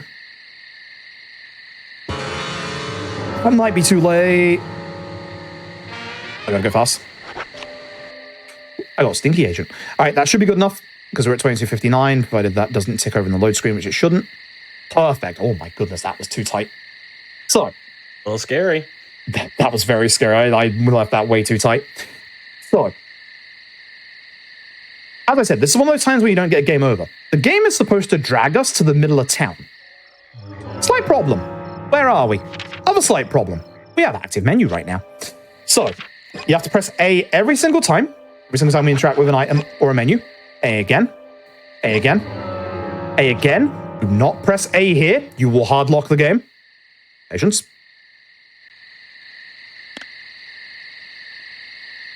Users gallery. Listen. Press A again. Because you are soft locked in a load screen unless you press it again. Halfway through this load screen, I'm going to be holding right. Making sure I'm not hitting up or down here. Very important. By holding right, this is going to put my position a bit to the right. So I'm a little bit further than I got clipped into the bush.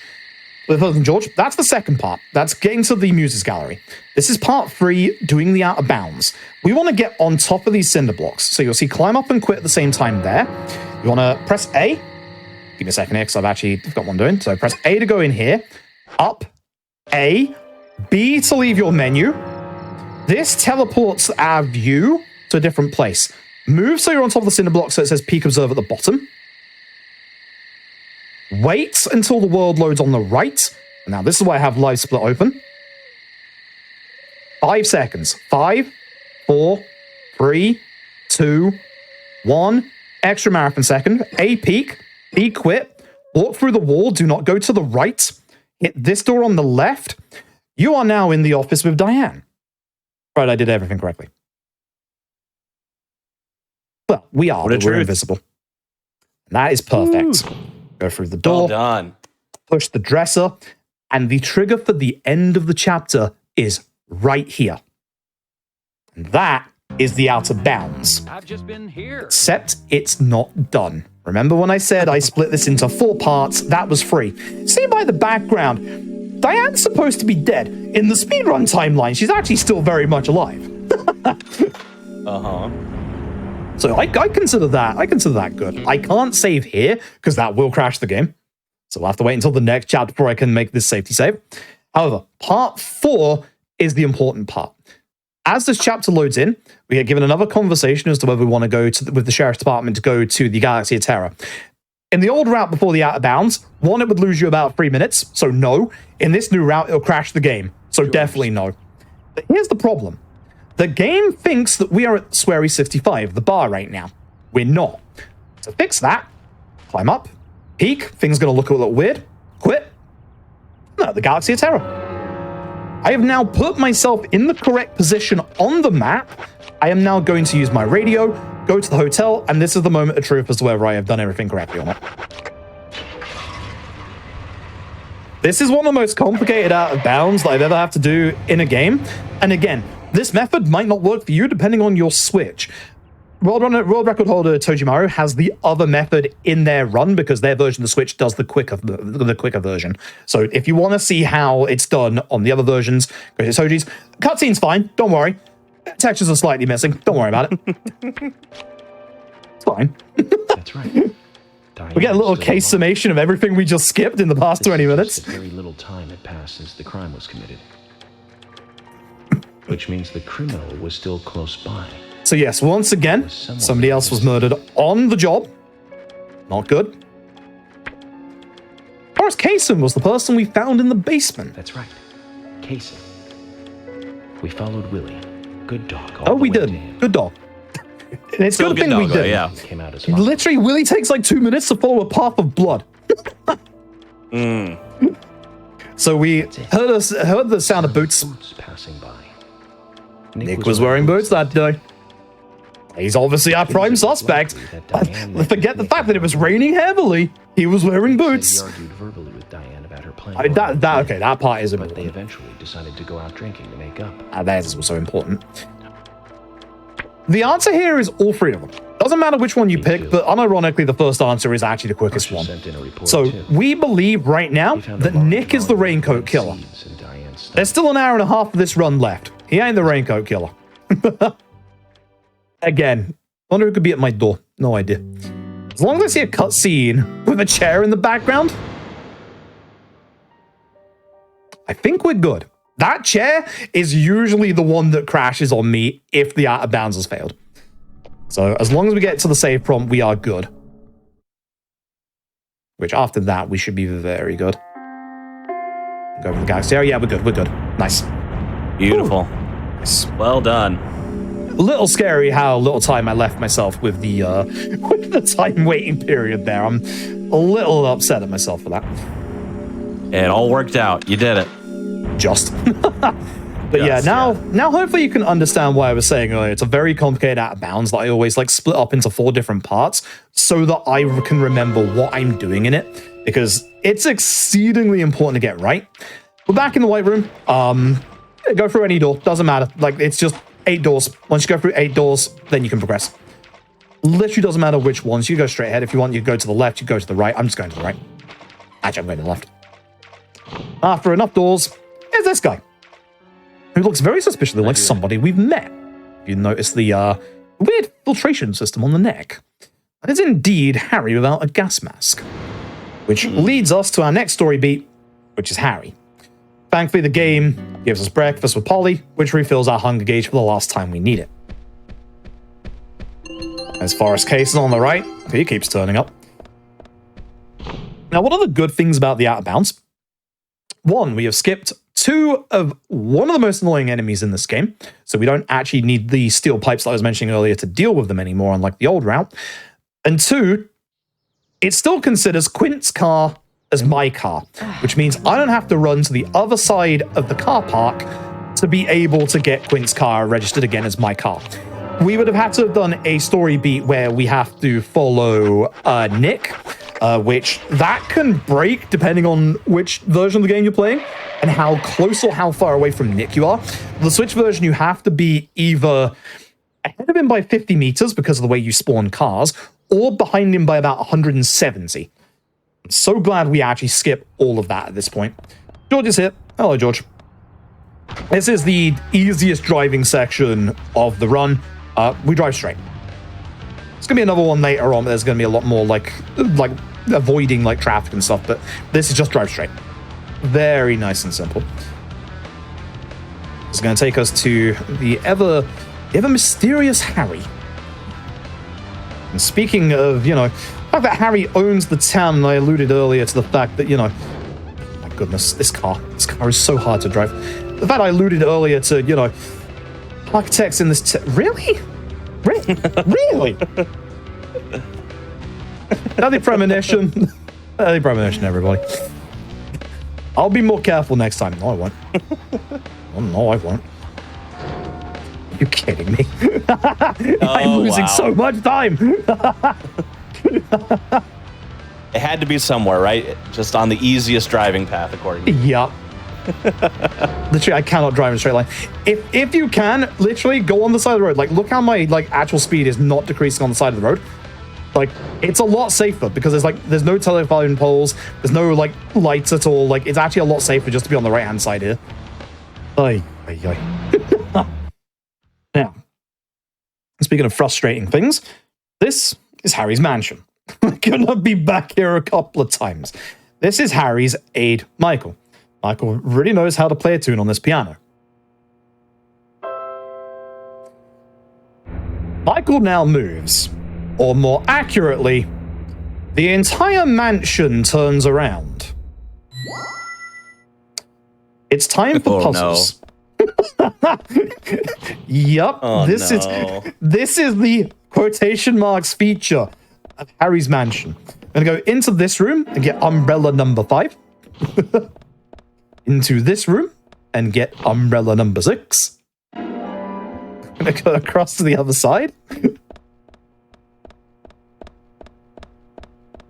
Which just mirrors the room, which is actually kind of clever. Grab umbrella number 3. Find the door. A bit too far. Go outside. And then we're going to put them in order. 6. There's a little cutscene to skip in the middle. 3. 5. The clue for that is actually just in the corridor, close to the door. And if you've done it correctly, you can now enter here and finally speak to Harry. And Harry isn't going to say anything. Harry is going to tell us that we need to go to the graveyard. Thanks, Harry. I like to call this split slow puzzles, and you are going to understand why as we go through this entire split. But yeah, you can see that because I haven't changed my suit or taken a shower, I'm gaining a little bit of an audience. Got a couple of flies flying around me. Hate when that happens. Right? You would genuinely think that would mess with the FPS. It doesn't. With everything else in this game that messes with the FPS, you really would think these flies would. They don't. I've got a milk bun. That's fine. Milk bun or Lysander's is close enough. Milk bun gives you a bit of a straighter shot, so that's fine. But we got to go to the graveyard. We kind of went a little past it earlier back in chapter 3 when we were going to the Tree of Honor the first time. We can just go over this way. Again, pan the camera down to save on the frame rate.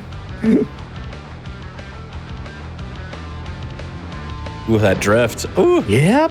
I was actually in midair for that. That was the issue. I couldn't actually turn at all.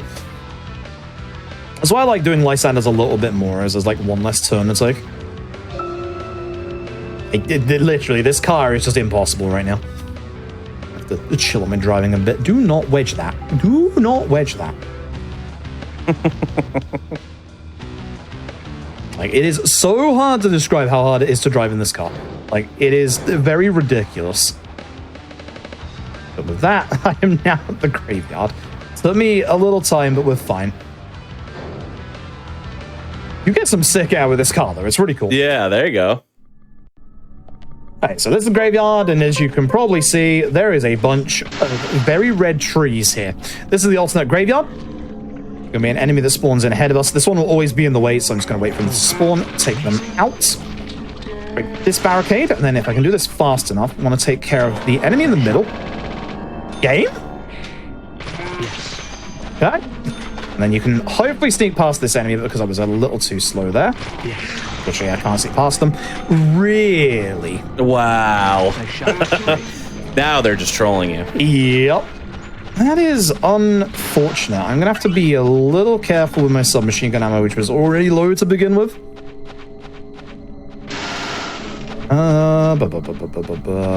I can be fine later. I might need to just get one round of safety ammo towards the end, which will be fine. And with this, we find the red seeds, which have been at every crime scene so far. Accomplished. And you get a wonderful Get back to Harry. Yorkism? The reward better be good. It will be. About these seeds. They were right here under my nose. It's as if I was carefully carrying a bottle of water while walking in a pool. We're learning the countryside version of What does that common mean? sense the hard way, Zach. So deep. What does that mean? Don't think it means anything. That looks like the game's gonna crash there. It does that every time, don't worry. I always get scared every time when that little loading stop happens, but thankfully it is fine. So thankfully we have Harry's now on our fast travel, which Harry's is literally across the entire map. So we can thankfully just get to him and then go into a very small circle here. Now, what would really suck about going back to Harry's mansion is if we were once again to walk in the front door. You turn me around. You've turned me around. I don't know what's going on with the camera in this run so far. It keeps turning me around. But it'd be really bad if we would say walk through this door and Michael was to once again turn the entire manor around. We could have stopped that. Yeah, that needs to be put to an end, for sure. We could use our FBI jurisdiction and just say, hey, don't do that. He looks so proud of himself. He rhymes with every sentence, by the way. Really, it's genuinely really funny. So, the first one we want to go straight over. And now you'll understand why I consider this part to be called slow puzzles, because they took a look at Resident Evil, the early Resident Evil statue pushing puzzles, and decided, what if we made it slower? You might be thinking, why don't I hold the button there to have the statue go all the way? You can't. It stops after 2 pushes. So the nice thing is, we're lining this up with numbers on the top and numbers on the left-hand side to make 3 specific numbers. We have to do this multiple times. This one has to go the furthest.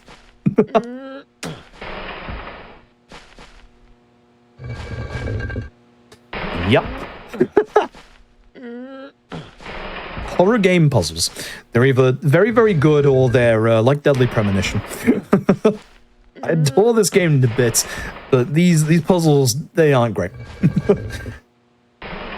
But this game after this bit thankfully starts kicking things up quite fast again, which is good. We have actually a really cool section coming up. The fans of this game's soundtrack, you will get to hear more Life is Beautiful. That is coming up. Wonderful, wonderful background piece. Yeah, the flies are there because I haven't changed my suit. There's this hidden gauge where you get Stinky over time. It costs me money to be a Stinky agent. I just want to point that out.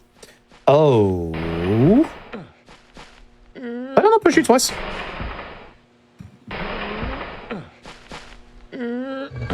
I didn't push you twice. Yep. Anytime that doesn't work, it's because I haven't pushed it twice. Oh, actually, I did you the other way around. Just push this one all the way. Well, it's fine. I just push this one to the right and then we're fine. Doesn't matter which of the statues go into which position, you just have to get them to the right position so that the door unlocks. So, hey, I didn't have to push that one, it's far, which is nice. So we are going to finally get to have a conversation with Harry, who has been alluding to knowing the truth behind the Raincoat Killer for a little while. And he slightly name drops that this Raincoat Killer isn't the Raincoat Killer of legend. We are dealing with a new one. So because of that, we're going to have to go and figure out what's going on. I made a save there just in case, but it should be fine. So, to do that, we're going to go and have a look at the police files. You know, makes a lot of sense. Like, if the Raincoat Killer was really real, as everyone is saying they are, the police should have some documentation on it. And again, the very nice thing is, the police station is obviously very much on our fast travel list.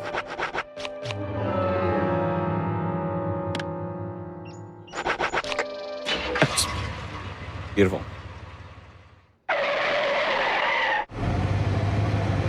So this is going to be our first visit to the alternate sheriff's department. We're going to be coming back here quite a bit, but this will be the first one.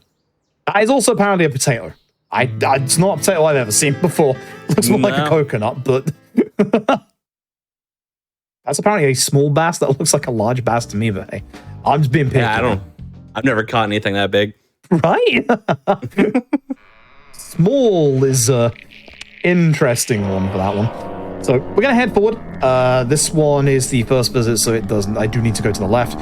Thankfully, that guy with the shotgun will miss me because he aims down the corridor, and then obviously we just go this way. From set pieces from this point onwards, the music's gonna start getting a little crunchy. Again, that is not GDQ setup. That is not my setup. That's just Deadly Premonition. So as we open up the little vault here, you'll see that the safe for 1956 has been broken into. And funnily enough, that's the year that the Raincoat Killer was here. Huh. Slight bit of coincidence on that one. So we're going to head down this way, and I want to take the door on the left for the first visit. Over here. And in this alternate sheriff's department, we're going to find, oh look, another red seed. What's that doing here? Funny how they keep turning up.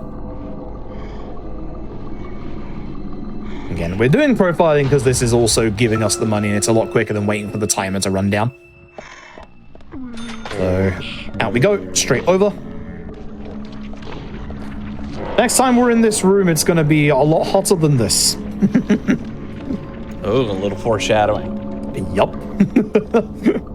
Have to go. We'll be going around like a similar, like a location, because obviously we're going to come back to the alternate sheriff's department later. But like, it's going to be a little different in like where we go, which is nice. And on the floor, we find some dried drops of water, which somehow tell us that we are supposed to go to the local waterfall. I don't know how we gathered that from that, but yeah, sure. Also, dried drops of water, I feel like, are not usually super visible. Right? That's certainly something. Alrighty. Yep. So, as a wise Yoko Taro once said, do you truly have an RPG if your game doesn't have fishing? Mandatory fishing segment. Actual genuine mandatory fishing segment. This is kind of evil and RNG. Of course it is. Everything that is fun is always RNG in this speedrun. Yeah, let's mandate the fishing and also make it hard. Sounds good. The nice thing is, you do get the track that everyone loves. Life is beautiful. So we throw in our line, and it's RNG as to whether this actually gets a bite or not. That's wonderful. I don't like this camera angle because it's usually the other way that guarantees a hit.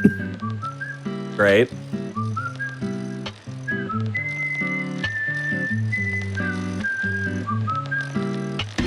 There we go. So, see the case? We have to hit it when it is about there. Now, if we hit it a couple of frames too early, it'll land on Emily instead. Hit it a couple of frames too late, land on the other Emily instead, and we just have to keep fishing until we get it. It is very precise timing on when you have to hit that to actually get the case, but it's usually just as it's going into, like, the last box on the left. That seemed relatively harmless, though. Like, Yep. I feel like that was okay. That was good RNG. We take that. All right, good. I'm glad. And we now, whoops, go back to Harry's. For some reason I thought I was next to Harry's. No, we go back to Harry's. We have to travel over there. Again, the very nice thing is obviously everywhere we go to, bar the graveyard, has a fast travel point. So thankfully we're not going back to the graveyard, which is good. Yeah, they've got all these items in the game that's supposed to like replenish your hunger gauge and stuff like that. But we don't need to like deal with them in the speedrun, which is nice. A bit more locker salmon for us. And it's a red loading screen. No, that means the alternate Harry's mansion. Oh, yeah. Surely it won't get turned around this time. It actually won't. Oh, good. Which is the issue, because that means this is another new layout. Oh, no. Interesting portrait of a couple of characters look kind of familiar, actually. Interesting. Harry. So I'm going to run forward a bit because my ammo is a little low, so I can guarantee to hit them. This one at the back is problematic. That's why, because I'm losing ammo, I want to just run forward a little bit. Again, you see all those headshot rewards on the right. Trying to go for as many of those as possible to obviously keep my money count up, because I'm going to have to buy a little extra round of submachine gun. And we have a couple of combat trials in here. I've got to be a little careful. We're going to be shooting this barrel, moving so I don't get hit by you. Shoot that barrel, shoot that barrel, and then shoot you. Good fight. And for the first fight here, there's only one wave, so you can just take care of most of the enemies there with the barrels that are on the outside. You will get hit by that enemy in the middle if you just linger around the middle. For some reason, on the original Xbox 360 version of this next like glass breaking sound is like amplified to the max. Thankfully, in every other version, they kind of lowered it a bit. This is a really tight angle. Hope I can get it. We want to push hard to the left here, so you go right and then past you. Ooh, that was close. That was very close, but we got it. Go to the right here. If you go to the left, you go back to the very first room of the set piece and have to do it again. Shotgun guy will hit us here, so you have to hit that quickly and go. Right. always right when we're in here. After the first left-hand turn. And this is a multi-wave fight. So at first we're going to stay a little bit up here. I'm going to move down a bit so I can hit you a little easier. Yes. Amazing. Great. And then I will take care of... I should reload actually, because I got no bullets. You next. Great. Where are you here? Where are you? You're over there. That does unfortunately break that, which is unfortunate for me. I'm going to give you a second so that they get a bit closer to me. And it's a little out of order, but that works. Who's alive? Oh, you. Hi. God, I'm surprised about that. Yeah. Surprise. Yeah, that's probably the first one I take out in that wave. All right, cool. And that's the end of this set piece. Again, some okay barrel usage there. Like, I deliberately delayed that one on that last wave so that I could hit the two enemies as they got closer to me. I knew that, obviously, the one that was a bit further away had a melee weapon, so I knew they would be getting close to me. I'm fairly certain if you mess up this puzzle, it's a game over. It's very simple. You just hit these buttons, and that's it. Good puzzle. As you do. As we go down the flashing corridor, we will end up at Harry's room. We will finally get to speak to Harry, and as you can see, Harry has a very sophisticated surveillance system. Harry also puts up a defensive wall that stops any contaminated air getting in, because we finally get some information from Harry about the new Raincoat Killer.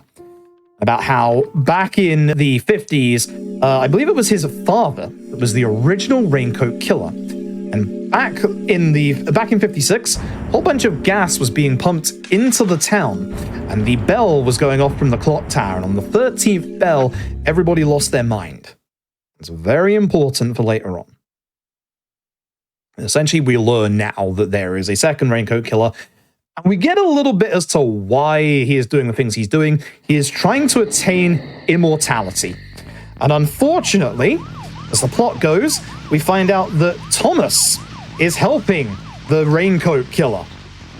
So we get given this SUV, and it's such a shame because this is the only time we get this SUV. If you look at the miles per hour on the right, the speedometer, we're going nearly 100. Like, this is one of the fastest cars you can get in the entire game, and it only lets us have it for this part. At least in the run. Unfortunately, we're going through the part of town that has the biggest frame drops, and also it's very hard to drive still. It's better than Quint's car, but it's still very hard to drive. Excuse me. Excuse me, I have my sirens on. During this bit's also a very, very long straight drive. It's not too bad. So essentially, we're going to get to Thomas's apartment. We used to go like a weirdly different way until we realized we can just go straight. It's actually fast. And then you can see, even with the camera like panned all the way down, as soon as you get to like towards the milk barn or the gas center up here, the FPS just drops in the section no matter what. So we're just being very, very careful. I'll be dropping the boost here because it's a slight turn, and then I can get my stamina back, the tension gauge.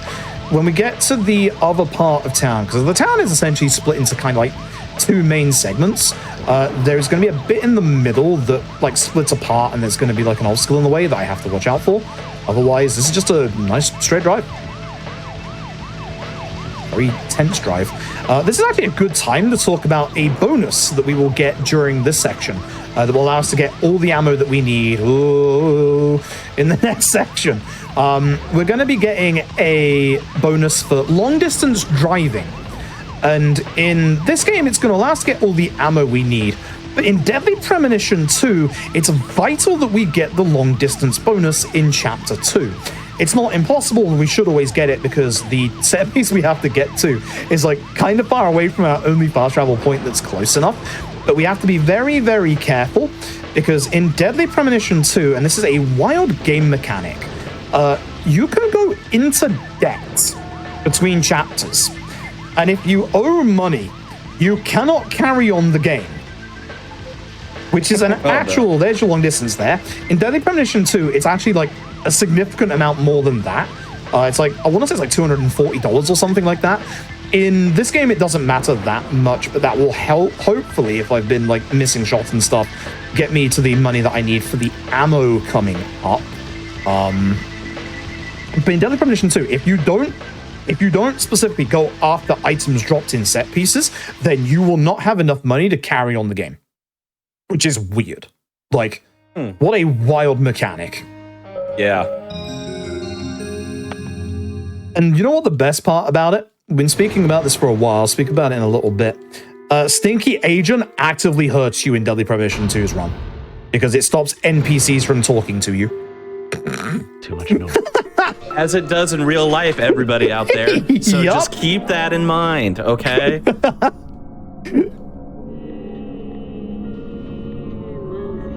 Right, so there's Thomas's apartment. We find a wig. We're going to go over here. See, there's some very muddy boot prints on the floor. Thomas, here are dead. And we're going to go and find what caused these wet boot prints in a second. Thomas, you need to clear the place up. Why there's so much garbage around? There's like newspapers all over the floor. Thomas, what are you doing? Thomas is a very good cook, by the way. It's actually an important plot point. And there's Thomas's shoes in the bathtub, which lead us to believe that Thomas is not leaving town anytime soon.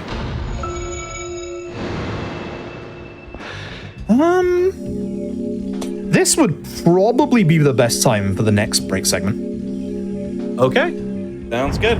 If you're ready, I can just let me know when we're good. I will start the countdown. Let me save and then... Yeah, get your save in, sure. Good.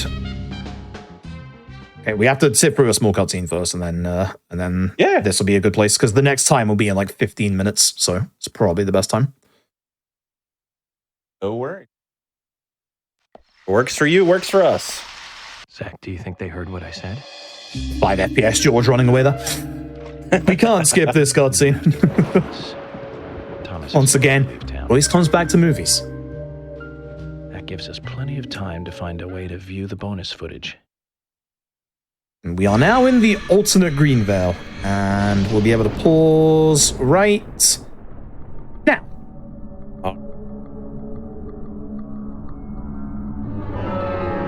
Excellent. All right, lovely, lovely, lovely. Okay, so we are going to take one last break before. I think we can probably just eke out to the end of the run after this one. So feel free to get up again, stretch, go to the bathroom, hopefully drive. If you're going to drive, you drive safely. No swerving all over the road or flipping the cars, etc. Don't take anything from me in my driving. My driving's always been terrible. Yes, yeah. Yeah, make sure you put on deodorant too. That's also important. And we'll see you here in just a few short moments.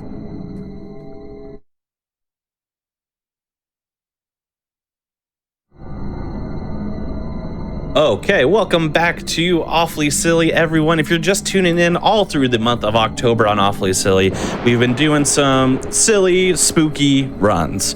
And today is no exception, as we're about 2/3 of the way through an incredible, so far, Deadly Premonition run by Froob. Before we jump in and finish out that run strong, we're going to go over just a couple things here. Firstly, if you happen to miss out on any of our shows or events, for example, we were at TwitchCon in September, or any other events that you might have missed, we always have our VODs available on youtube.com/gamesdonequick. Be sure to check those out over there.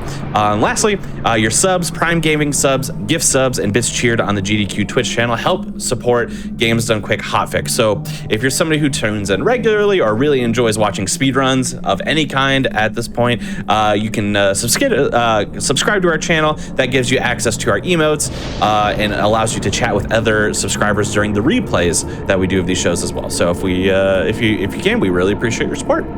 Other than that, I think it's about time we finish strong with Deadly Premonition. So, Froob, whenever you're ready, feel free to give us a countdown. Sure. All right, let's get going. 3, 2, 1, go. All right, so as said, we're in the alternate Greenville. There's a bunch of normal police cars here. Our car that's registered isn't here, but thankfully, even though this is like obviously a normal police car, this won't like take out Quint's car from what the game thinks is registered to us. But we don't get Quint's car back until like the penultimate chapter. You also notice, because we're in the alternate Greenville, enemies are just spawning in off the road. Don't worry about it. You get a little bit of extra money if you hit them, but it's not necessary. I just want to drive forward. That was impeccable timing.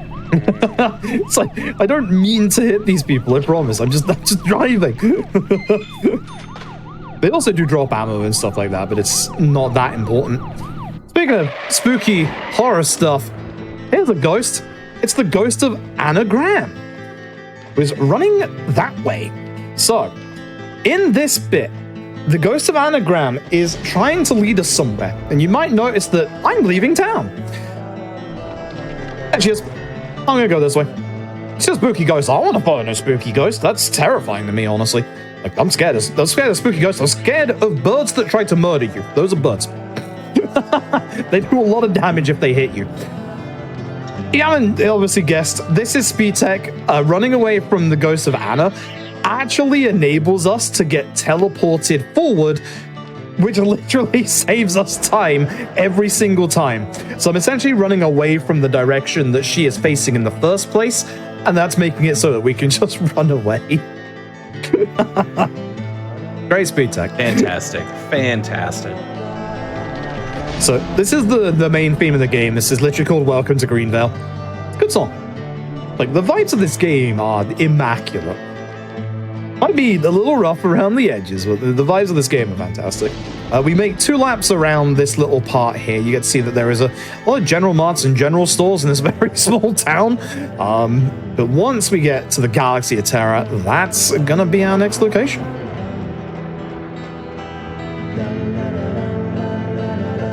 Yep, Anagram. Her name is like Anna Graham, but they pronounce it Anagram in the game. Her name is like an anagram. Swery loves his puns. Swery adores his puns. His play on words is puns. And with that, that's the Galaxy of Terror.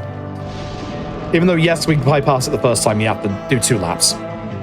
Also, there's going to be an enemy behind me. You'll hear it in a second. The battle music for some reason. And with this is the important part of the run in terms of how we've been dealing with enemies, because now we got to make a purchase here at Panda. I'm going to buy, very logically, a Magnum, as you do. We're going to buy ourselves 3 rounds of Magnum. I'm going to go with the Magnum rounds in case I don't have enough money at first, because these are important. That leave me with what? 100? Ooh, this might be 500. That's good, actually. And 2 a year. Yep. Okay, we're good. Okay, we're very good. That's all the ammo that I need for the run. Cool. Very good. Well done. So not too bad. I might make one extra ammo purchase later as a just in case, obviously, for the run. There's like a couple of shops that are very, very good and very close by to be able to like purchase ammo, which is good. And like not out of the way. I'll guarantee that I will have enough for the run. And of course, this is a profiling part. Scott might be getting the cigarette out.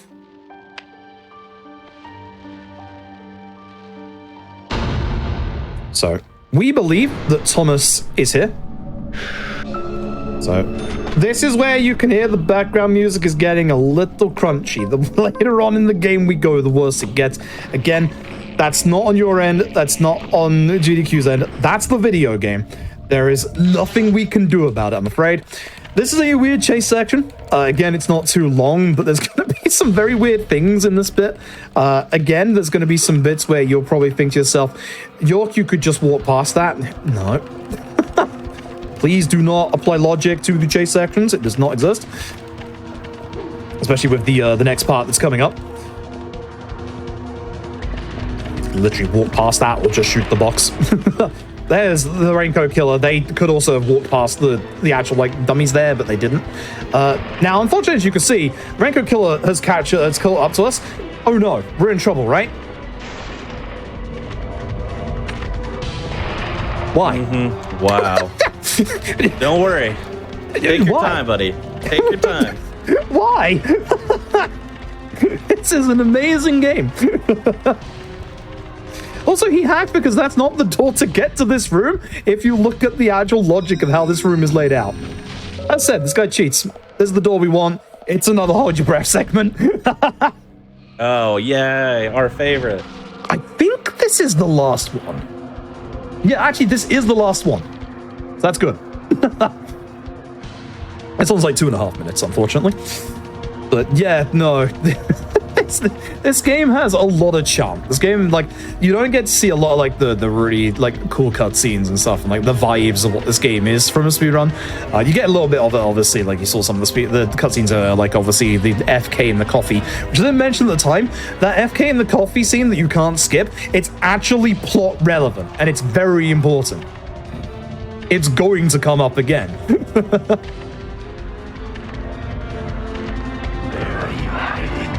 No idea. Couldn't be right next to you. No idea. First one will be coming up here.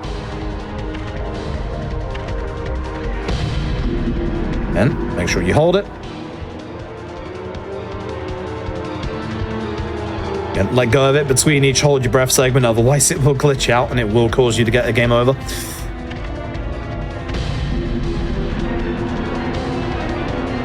If this one had 3 or if this one only had 2. I think this one had 3, so just be careful at the end. Heck, again, no idea, mate. No idea. This is going to be a relatively long set piece again. Most of the set pieces around the end game are quite long. There it is. There it is. That'll be the last one for this one. Okay. So at this point, Raincoat Killer's going to walk off, and we're going to hopefully leave this place and carry on our investigation.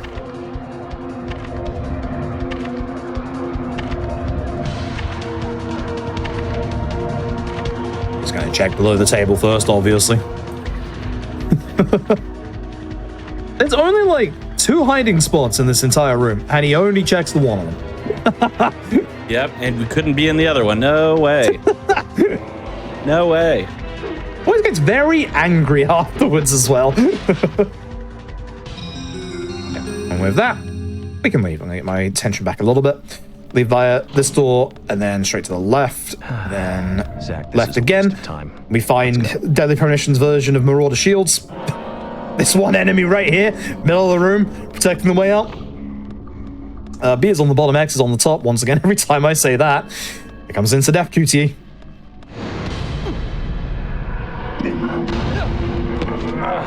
I don't know why. I don't know why he doesn't do anything after. Just waves his finger. Like, yeah. No. Could be menacing, besides not to be. Can't smell Stinky Agent. Has anosmia, like me. No sense of smell. Alright, so we want to go into this bathroom right here. Don't worry about the door on the left-hand side. That's actually our next clue. Inside is Thomas's sheriff badge. So this bit's a little awkward because of that enemy. And this one. Didn't get grabbed. You sometimes get grabbed there and it's really awkward because you can't really move that far. If you want to get in here fast, you have to like kill that enemy really, really fast.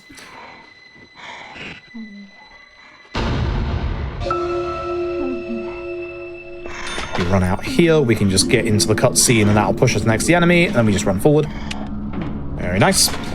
And it's Magnum time. So, these are the enemies that we skipped with the big out-of-bounds skip in the previous chapter. These enemies suck. They are very aggressive. You can probably guess I'm not shooting them for a reason. They're invulnerable until they do that.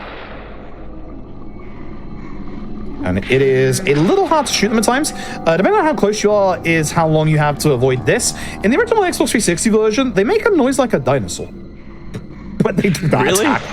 Yeah. They can drop some items. One of them is going to drop a medkit up ahead, which I'm going to take for safety for, obviously, the run. We're going to get 2 more in this. You can tell, obviously, they take 3 hits from a Magnum if we don't miss any shots. So ideally, if we don't miss any shots, this is going to be very, very optimal.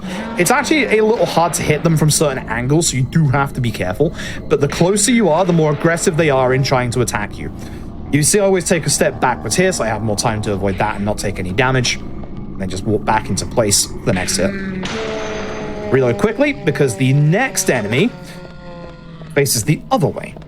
This is very hard to hit the angle from here, so be careful. It's close. And again, we don't have much room to move here, so try and move back. You can even go into the corner. The corner's not too bad to avoid that. So you're going left. Beautiful. That changed to submachine gun. Got 2 normal enemies that are going to appear here. Line them up in a nice little angle. And back to the Magnum. We have another enemy. These enemies are super weak to melee weapons. In the old route, we actually picked up some extra steel pipes. You might be wondering why we don't buy like a sword or something from the shop, because the sword has a lot of damage. We've tried that, but the Magnum is just pretty much just as fast. And we now use the Magnum as well for like every single end boss encounter. Remember that there is a weapon limit. The more weapons that we have in our inventory, the less that we can carry. So if we had like, you know, say 3 pipes still, or we had like a sword, we'd have the issue that we couldn't carry the Magnum and obviously its ammo as well. But we have to be a little careful about how many weapons we have. 1 on the right, 2 on the left. That makes it red, like the red room. This one isn't red because it's the red room. It's red because it's for some reason on fire. This place, the further and deeper we get in, the more on fire it gets. It doesn't make any sense. Don't worry about it. Okay. I don't think there's any explanation for that, but it's just on fire. So for these bits, we'll be breaking the boxes with our submachine gun. One of these boxes has a chance to drop either shotgun rounds or submachine gun rounds in a little bit. I might see whether it drops submachine gun rounds, because I wouldn't mind getting 1 more pack just in case. If I get that, I'll have more than enough ammo for the rest of the run. It is literally only like a safety thing. It is neither of these boxes. The second box is going to give you some pickles. The second box is also slightly broken, so you can break it a bit quicker. I will take my reload here. Ooh, yeah, that's my fault. I wasn't expecting to get past them, which is why I came backwards a little bit, but the enemy, obviously, I actually got past them, and then I walked back into the grab. That's unfortunate. They actually managed to push me past. This guy's a shotgun. You want to go very fast here if possible. This box and this box. This is the box that gives the ammo. Break it early. That was rifle rounds. When was the last time I had rifle rounds from that box? I can't even remember. Every time. Yep. We don't get the rifle, which is a shame. Okay, section. This one is long. That's the only issue with this one. Again, B is on the bottom, X is on the top. There are 4 insta-death QTEs to avoid in this one. That's the first. They're going to occur, unironically, every time we get to one of those bits where there are boxes. So as we go around this corner, it's just going to happen again. Oh, why? All right. Like that. And again. Lion's Way is pretty nice because they're on the opposite sides of the controller. Just like that.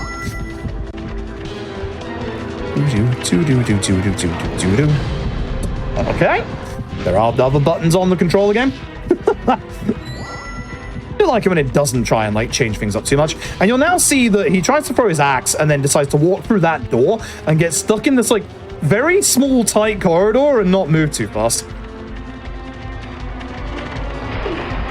Sometimes he does actually get stuck there, so we're going to do the same trick as earlier, where whilst we're holding push, we hit evade, and that breaks the box for us. Makes us go a little bit faster here. Go through that door again. Again, literal wall hacks just to go through these doors and not actually get stuck on any of the walls or anything like that. And there should be one more instant FQT coming up. Don't worry about this axe throw. So anytime the Raincoat Killer throws their axe towards you, it is a homing attack, and it will hit you. Did he just appear in front of me there? Seems that way. I was gonna... Did I miss-see that? Like, what? It looked like it to me, too. It looked like it. I've never seen that before. It looks like you can get through this little gap here. You can't. I want to stand about here so that I don't get shot by the guy with the shotgun on the right. Still got shot. It's unfortunate. Didn't take that much damage, which is good. I'm now very happy I took that extra safety heal earlier just in case. The weird room. Like, sometimes you just get hit from across the room. Yeah, I can't do anything about it. The way I remember to move in this room is just to, like, loop back on yourself, because you just go back this way. And with that, we are almost done. We get our last investigation clue, which is this ice pick. Yeah, as you do.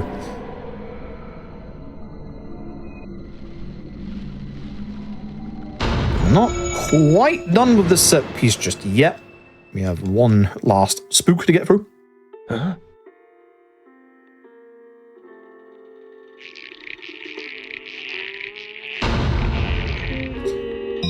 Very scary. In fact, that wasn't the spook. This is another chase section. As long as you know the chase section is coming, you can run, climb, and you're out of this. As long as you know it's coming, you can just get out of this completely free. And now we are back to the normal Galaxy of Terror, where we find a door with a deer on it, and we're going to put the ice pick into the middle of the head to find a secret basement. Unfortunately, when we get down into the secret basement, York's going to get attacked from behind by Thomas, and is going to get taken by Thomas. The chapter is so long, you get to see like all the loading screens from the Harry's Manor there. Oh, wow. Yeah, I didn't even realize. 54 enemies defeated is interesting here, because it's usually about 51 for me. So definitely have to take care of a couple extra enemies more than usual. I usually use the enemies defeated as like a way to see, like, you know, how many times I've been stopped by enemies that shouldn't be in my way. Now for a wonderful bit. As you can tell now, that child we kept seeing was indeed young York. That's my dad.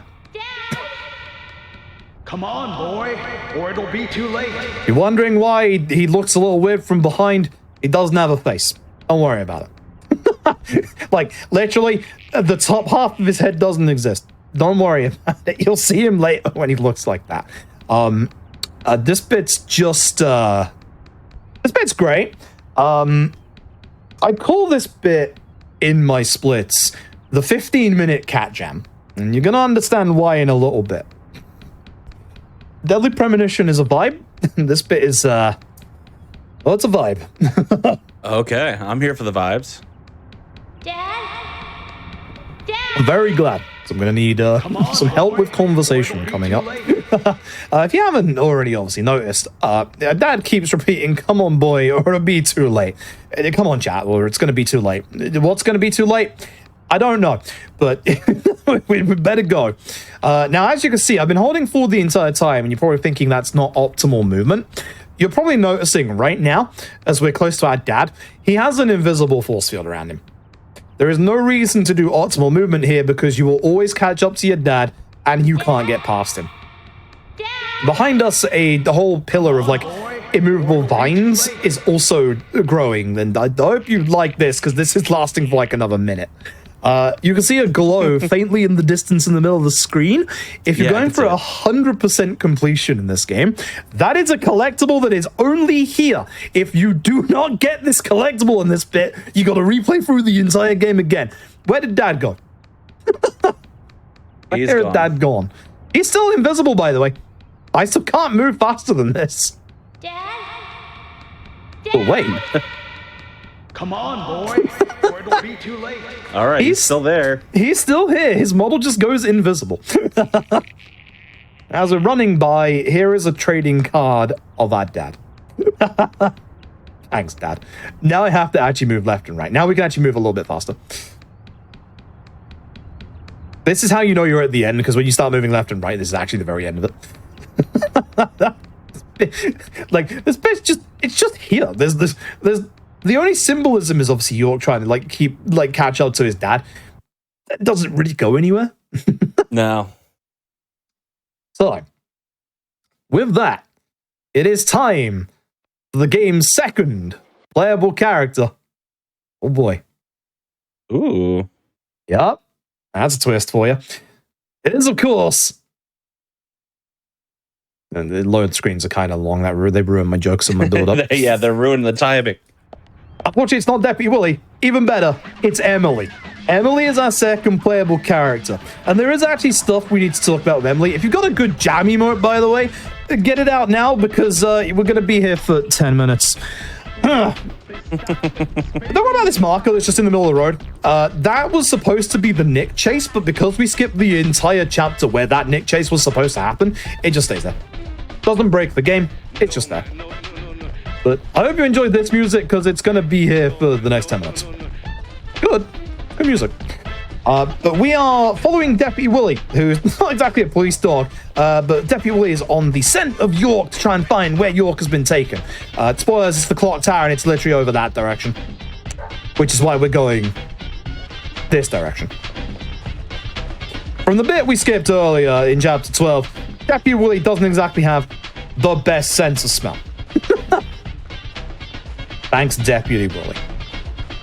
Also, all the models are all very different. We're on Invisible Street. It's very important to point out we're on Invisible Street. Of course.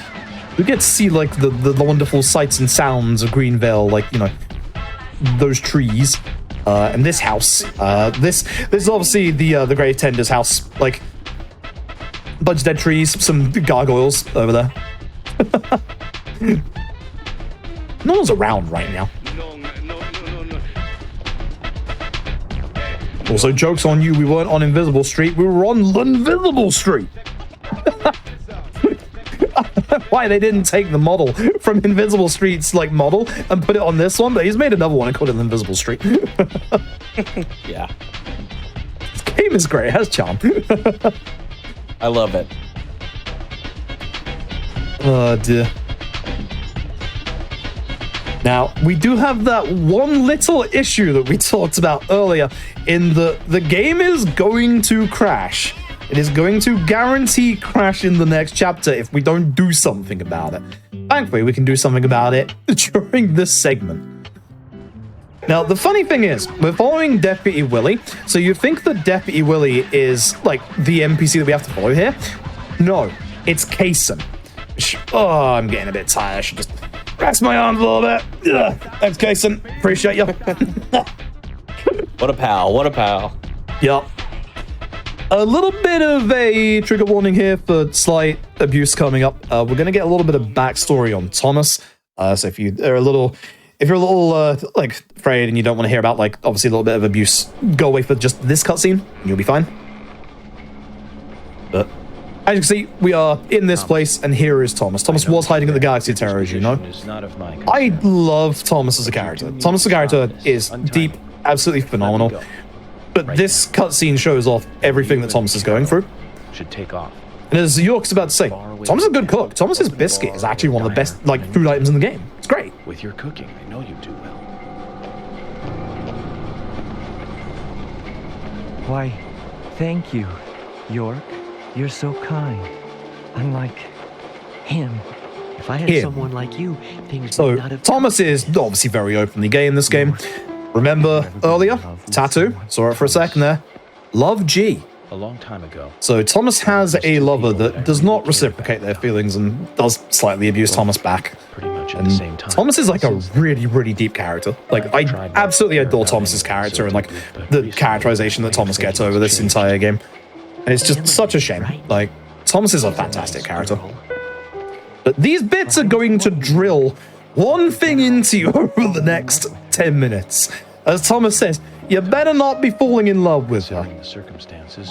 Bit late for that. A little late. Just a little late. Don't Yep. dare touch Emily. York, Frubing is an adjective. Fun fact, it's natural to respond. frubing is a term in my community for when I mess up a speed run with a very easy thing at the very last minute. So say like, you know, a Souls boss with 1 HP. It happens more often than you would think. Have this little tendency when I'm ahead in speedruns to do really dumb things. Like, just, even if I know that things are better, I'm just like, would this be faster? Oh no, I lost 2 minutes. How did that happen? Yeah. Speedrunner's hubris. Right? It's like, but what if this is faster? Oh no, it wasn't faster. Well, oh well. What if I'm the first person who has ever tried this? Right? So getting control of Emily again. We don't get pushed here. We get pushed a little bit by Deputy Willie, which is nice, but then we go to the left. So as said, if we don't save the game one last time, the game is guaranteed to crash in the next chapter. So we're going to take this save point right here. There is a save point ahead at the clock tower, which is a bit later on. But because we took that pause earlier, I am 100% going to take this save because this one will definitely make sure the game doesn't crash for the rest of the run.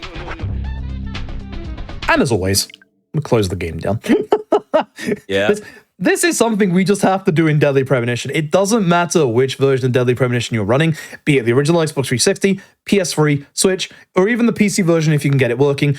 You have to quit out at these specific spots or the game just crashes. We don't know why. You just have to come to that realization and just go, yep, no, I've got to do that, unfortunately.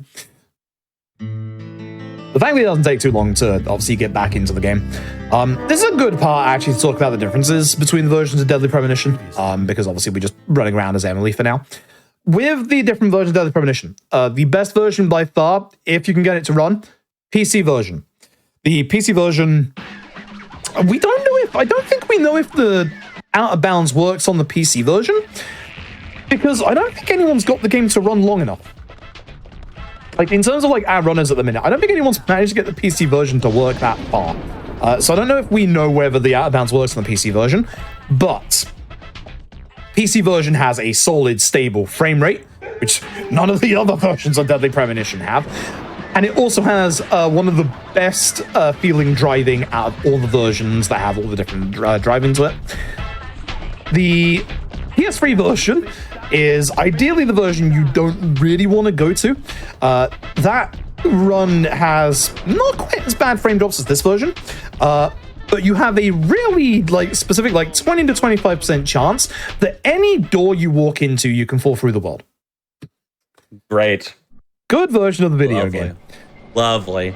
You also have the added effect that if you're running on PS3, if you have the digital version and an SSD, you're probably saving a bunch of time on load times. No one's actually tested that out yet. I should, because my setup is like that for Yakuza runs, so I should really test that out at some point. But theoretically, you should go much faster if you have an SSD and a super slim PS3. York, you could do the cooking, my dude. That coffee she made.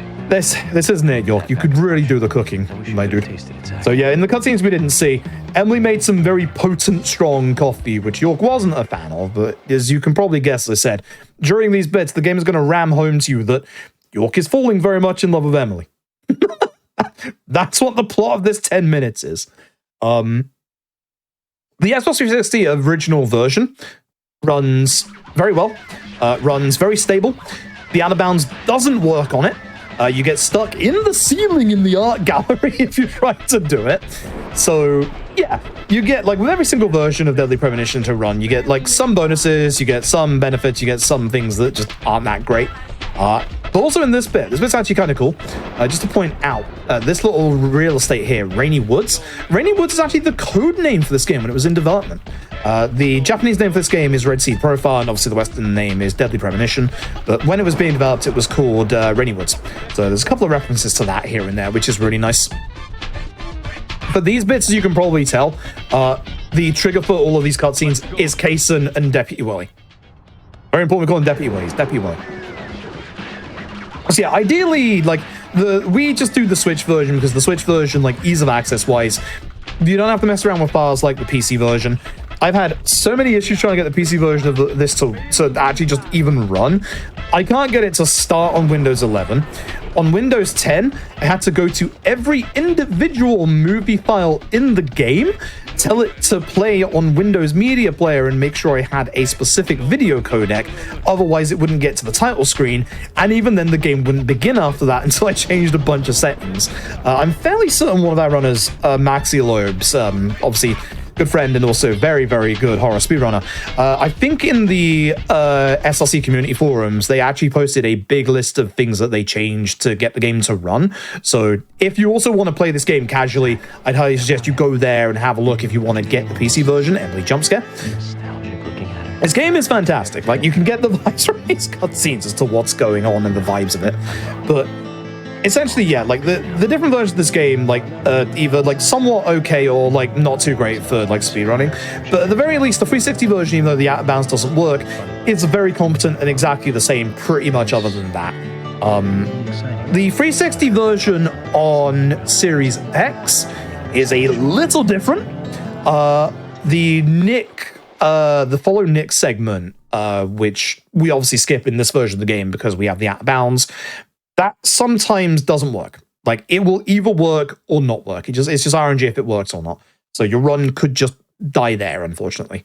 So yeah, that's speedrunning Deadly Premonition. Wow. They don't make it easy on you.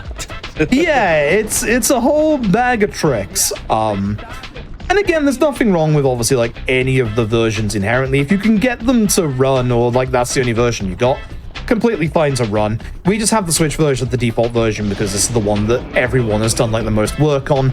We know all the tricks work on this version. We don't have to like have any issues with trying to get the game to load. But if you can get the game working on like the PC version, if you can take that time to get it to work, I'd recommend the PC version. Very, very fast, very stable, which good driving at the very least.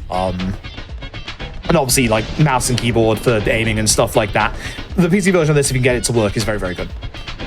And we're finally getting to the clock tower. We're finally actually going the right way.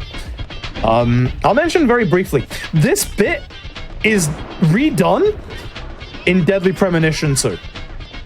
This entire bit, but without the music. I don't know why Swery decided, hey, what if we just do this again? But we do. Unfortunately, it doesn't have the cool music. It's a shame. Yeah. But DP2 is wild because, like, with DP2, Stinky Agent is bad. I mentioned it briefly earlier. Stinky Agent causes NPCs to not speak to you, but also causes you to lose so much money you go into debt, as I said earlier. So you think the issue there is just, you know, just have a shower. Like real life, have a shower.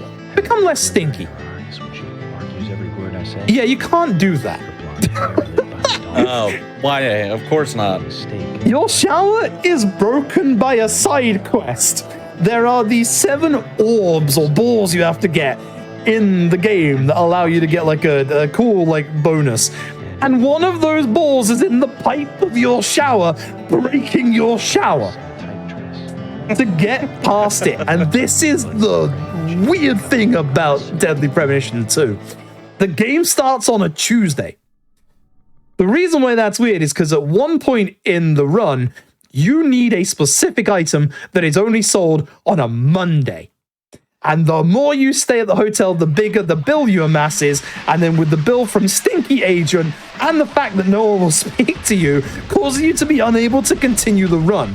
So what you have to do to become unstinky is sleep for 6 days at the end of the first chapter and then just rest because every chapter makes you unstinky. Oh my gosh. These games are great. Unreal.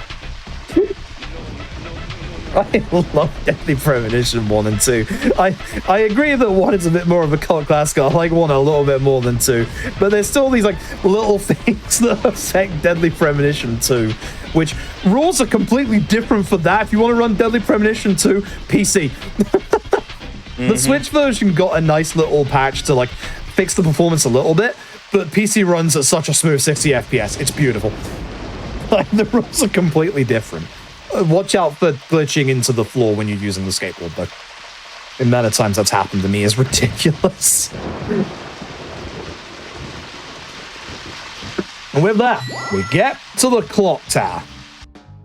And finally here, this is Emily's set piece. And Emily, Emily actually manages to get a good achievement of being the first character with a boss fight. This game has boss fights. Yeah. York, Emily. This is our last conversation with Time to Thomas. say goodbye then. Thomas, let me tell you one more time. It's not too late. Poor Thomas. I really love Just Thomas's untie character a and lot. let me go. If you don't, the situation will be One irreversible. last little look at York, the tattoo coming no up. situation is reversible. Didn't you know that? Everyone, everything proceeds along a path preordained by fate. Thomas is a fantastic character. I really feel bad for Thomas in this game. There's that one last look at that tattoo. As Thomas Goodbye says. then. I wonder who'll be the next person to open this door. That's a good question. Well, whoever that person is will be the one to decide your fate. Who do you all think is going to be the one to open the door? That is the big question. So, as we run through the clock tower, I'm going to talk about the differences with Emily, because Emily's handgun is different to York's.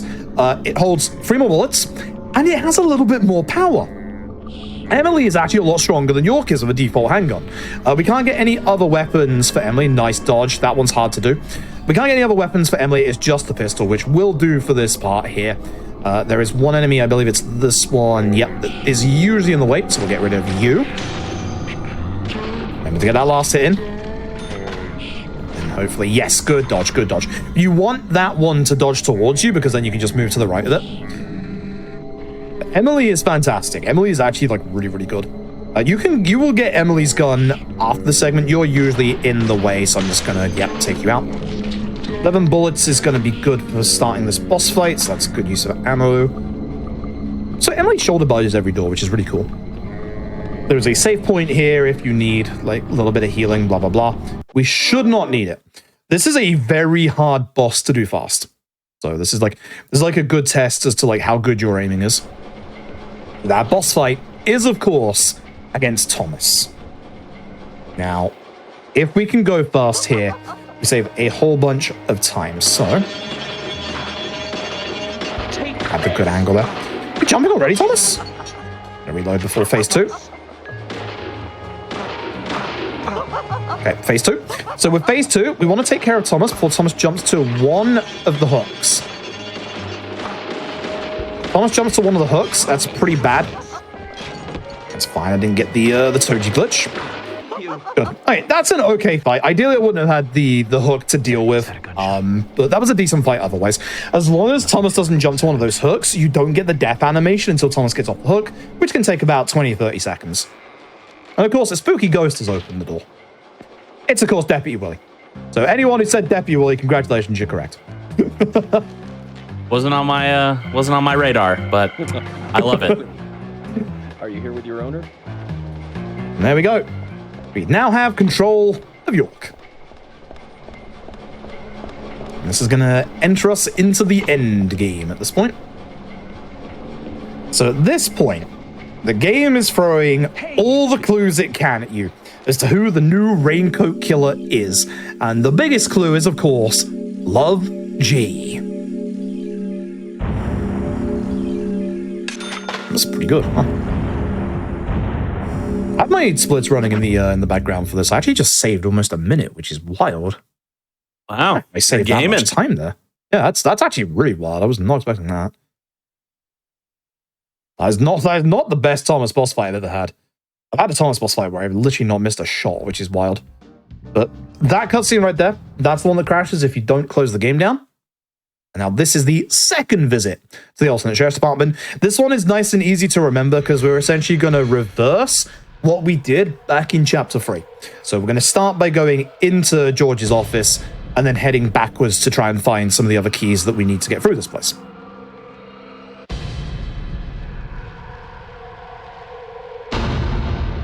So we do have an investigation. And all the clues have been there.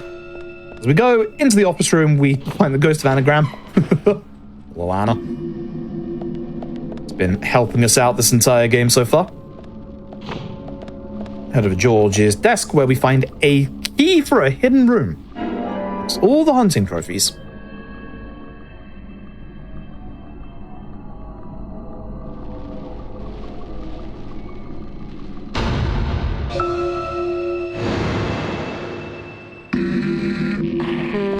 And we leave. Be careful of this enemy. This enemy now spawns in here. As long as you stick to the left, you push him away from you, which is good. Get your submachine gun out. As I said, when we go back in this room, it just loads for a little bit. There's, in this file, this guy. When he closes his mouth, you can then shoot him. Again, make sure you get that one extra hit so that he drops that key a bit faster. And we head to the right here and go back down into the jail cell. As earlier, we need to get into the middle jail cell, but that jail cell key that we got isn't for the middle jail cell, which is where Anna's ghost is. It's actually for the end here, and then we go in here and we get the jail cell key for the next one over from this enemy. That doesn't make any sense. You're right. It doesn't. No, it does not. I love Deadly Premonition. There's not much that makes sense. It's great. And then we find one of what we like to call the heavy doors. So this is a heavy door. You have to hold the button to push it forward. There, you can let go of this a little early if you listen out for a certain sound effect that will be like a little door clicking noise. But essentially, we want to hold it for the entire time until we get to that. There is going to be a heavy door, the only other heavy door that we interact with later on, where if we take it from the right angle, we can actually glitch through it. So hopefully we can do that correctly. It's a pretty tight angle. I'm going to move forward here so I don't get hit by one of the enemies. Great. Yes. Great. Great. That's unfortunate. Amazing. Great. Yes. Nice shot. You are tanky for once. What is happening to you?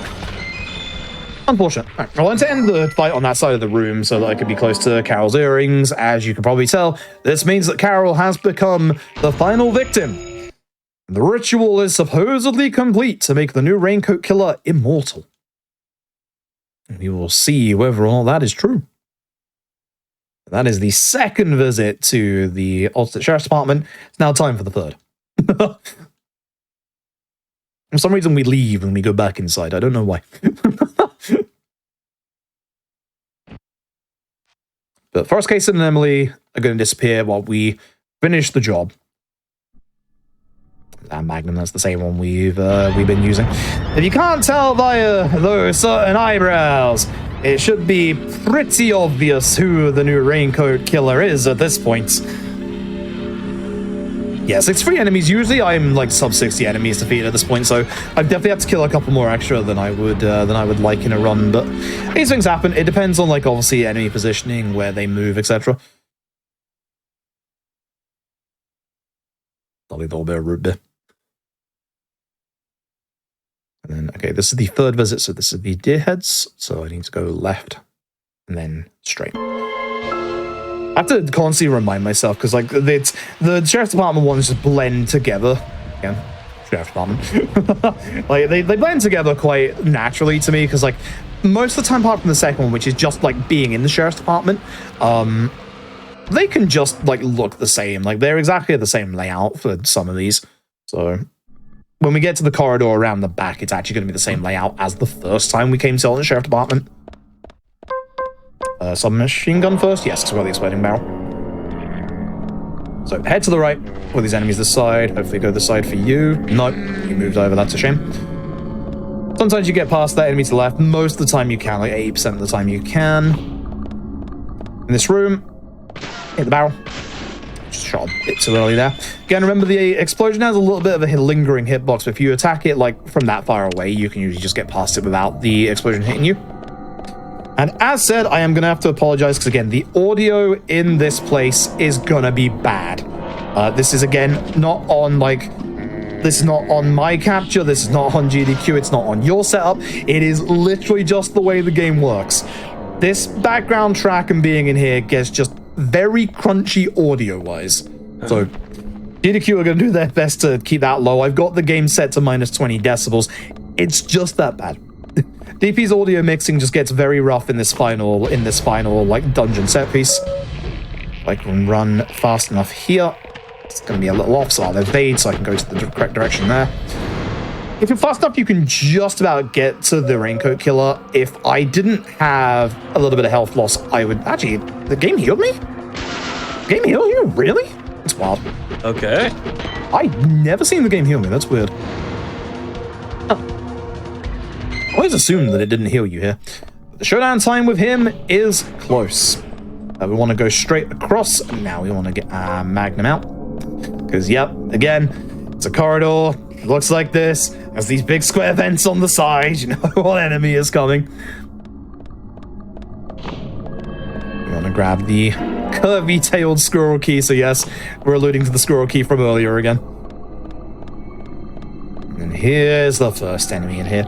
So, because we haven't missed any shots left, now, remember that this one's going to be active already because they start, obviously, a little further down the corridor. You can hear that crunchiness beginning now. Being very careful. It's actually genuinely quite hard to hit these enemies. Like, the fact that they're only, like, vulnerable when they become uninvisible, and the fact that, obviously, if they're too close, you can miss your shots, it is genuinely a little scary. But with this one, you can get into a good position to have them hopefully activate early. I'm a bit far back, actually. Should be a bit closer than this, but at least I won't miss my shot from here. I say. Really? Really? All right.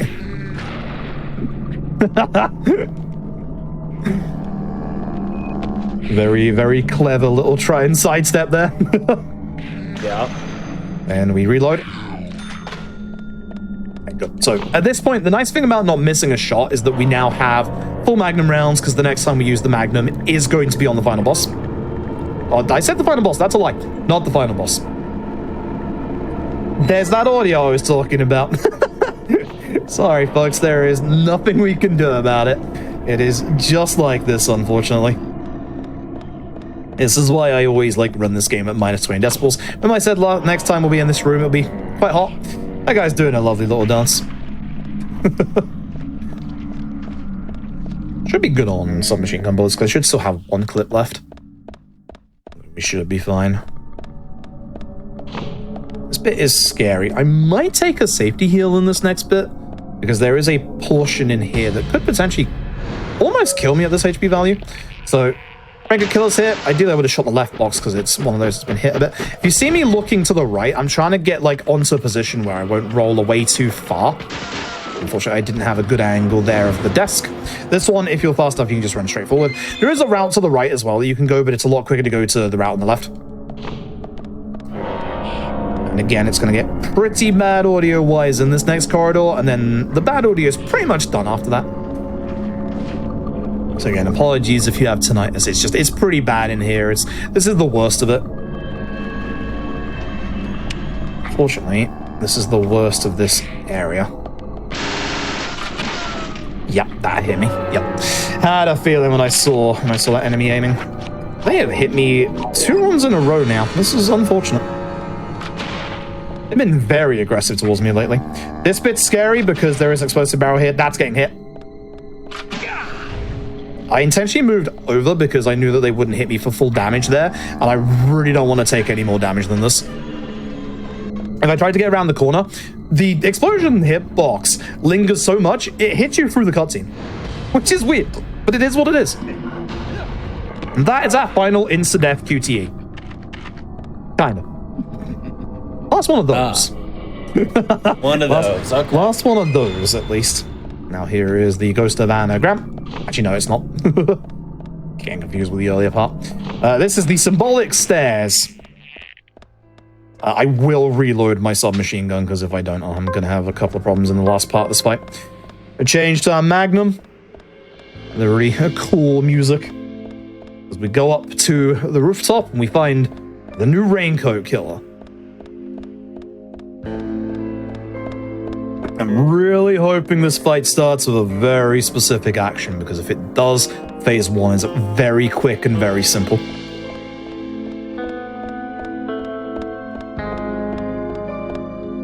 One last little restroom. Once again, quoting the start of the game, certain George Woodsman, welcome to Greenvale. Good boy, George. I missed! No, I missed! Oh. I was so close. I moved a little too close to George, to be honest. It's the attack zone. It's going this side in phase 1. It's the other side in phase 2. Really? I missed that. There we go. You think you're so clever. I do, actually. Phase 1. George eats the seeds and completes the ritual to become, quotation marks, immortal. You start with a taunt, I have no ammo. The freest phase 2 start ever. Good. Can't get close enough. That's a shame. He's too far for me to actually catch up to, so what I'm going to do is get him here, turn here, and then shoot. Excuse me, game? Alright, don't start throwing those all the time again. This is the George that I've been experiencing lately, where George stands in the wall and then I can't hit his weak spot. Thank you, George. Yeah, thanks for showing that off for us. I had so many bad George fights. Kind of loud volume warning for this bit. I am special. I am. George? George? He's supposed to throw the axe, not taunt you. I've never seen him taunt there. Huh. Thanks, Well, George. we had to have something new. Thanks, George. Why is it you've been ruining every run of mine recently? Thanks, George. Thanks, George. I don't know why George has been like showing off so many new things recently, but thanks, George. Coming out of his shell. Thanks, George. Alright, so we're back in the red room. We're going to talk to everyone here. The nice thing here is that you can actually just alternate between running left and right. It turns the camera every time. So as long as you go right, then left, then right, then left, you can just speak to everybody without having to like move like in a different direction. I'm not saying the line. That has never happened before though. Mm-hmm. So yeah, everybody is here. Unfortunately, all the victims are here. All the fairies of the forest, as they've been called earlier, and a couple of extra special guests while we're here. We'll see them in a second. We have to go through everyone who's unfortunately passed on so far. Other than George. George isn't here. Thomas. Even Thomas is here. And so is, as I said earlier, you'll get to see him. My dad, without a face. And someone you haven't seen yet. My mum without a face, which if you're thinking that's Emily's model, yeah, it is. They just didn't want to make another model for York's mum, so they just used Emily's. And we're back in the white room. We're going to carry on. A little bit of flashbang there, unfortunately. So, we have one big driving segment. We wake up after the George boss fight in the hospital. We're going to get given a map and a key by Forrest Kaysen. We're not quite done just yet. I do want to say thank you. So I forgot last time, and that's where the infinite load happened a couple of runs ago. Boy. There's the key from Kaysen. There is a map. There's a giant dog. Don't worry about it. Huh? Yeah. Okay. Okay. What? It's not letting me get to my car. That's an issue. You need that. I mean, at least take the police car if I have to. This is why the dogs are scary. The dogs are scary. Okay. Okay. Cool. Thanks, good. The dogs are scary when you're not in the car. Actually, they are scary when you're in the car. They can push you out of bounds. Unfortunately, that's my spare healing. Zach, I'm getting a really bad feeling about So am I, York. So am I. I truly believe George was the murderer that we were after, but killing him, of course, did not solve any matters related to the Red Seeds. Yep. I do not know what Harry said is true at all. But the answer to the mystery of those Red Seeds is here in this town. I'm sure of that. We have one more little mystery to solve. FBI agent, And that is the mystery of the original Raincoat Killer. We dealt with the new, but what about the old? Things have not gone too far. We have a very, very big driving section here. It's not quite a full straight, but it's going to be quite similar to one we had before. The map is leading us to George's house. Remember earlier when we went to get the radio, I pointed out that the only house on this map that has a red tree is George's. That's your, like, pretty subtle hint, contextually wise, that George was the Raincoat Killer. It's really cool when you think about it, like, in context like that. Yeah, I like those little clues, those little teases. Yeah. It's like, no character ever makes reference to it, no one points it out, but if you go to George's house, it's right there. You'll see it as we get close again. Fortunately, George's house is in the part of town that has very low FPS. So be very careful. I want to be very careful here. Hopefully there's no dog spawn. If there is, I'll have to go a bit more careful. If there's a dog spawn here, it can push you out of bounds to the right. You got to be a little careful, but thankfully it wasn't there. Again, we are in Quint's car again. As I said, it's very, very hard to control. This is one of the hardest cars to control in the entire game. And then we're going to take not the next right, but the right after that. So not here, but this one right here. It's going to slow down a bit. Remember, you can go across grass in Quint's car. You don't actually lose any speed. It'd be nice to get back on the road, though. That would be nice. And then, nice easy way to remember this is once we see the gas station, we are going to take the second left. Again, during these driving segments, I'm just keeping an eye on the minimap. There's no traffic when we're on Greenville. So there's the first, and the second is coming up right here. Hello, dog. Somewhat smooth, not too bad.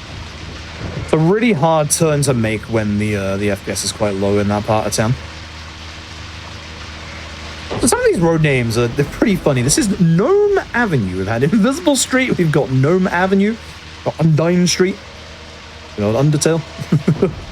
Yes. It's on the car well enough. Hey, so this is going to be our last of our heavy push doors. This is going to be the one where we try and glitch through it. If we can take the correct angle here, we won't need to push the door at all. So let's see if we can do that. It's quite a precise angle. It's kind of weird. Perfect. Beautiful. And this is the basement to George's house. You'll see that on the wall ahead of us is a lot of photos of Emily. George was in love with Emily.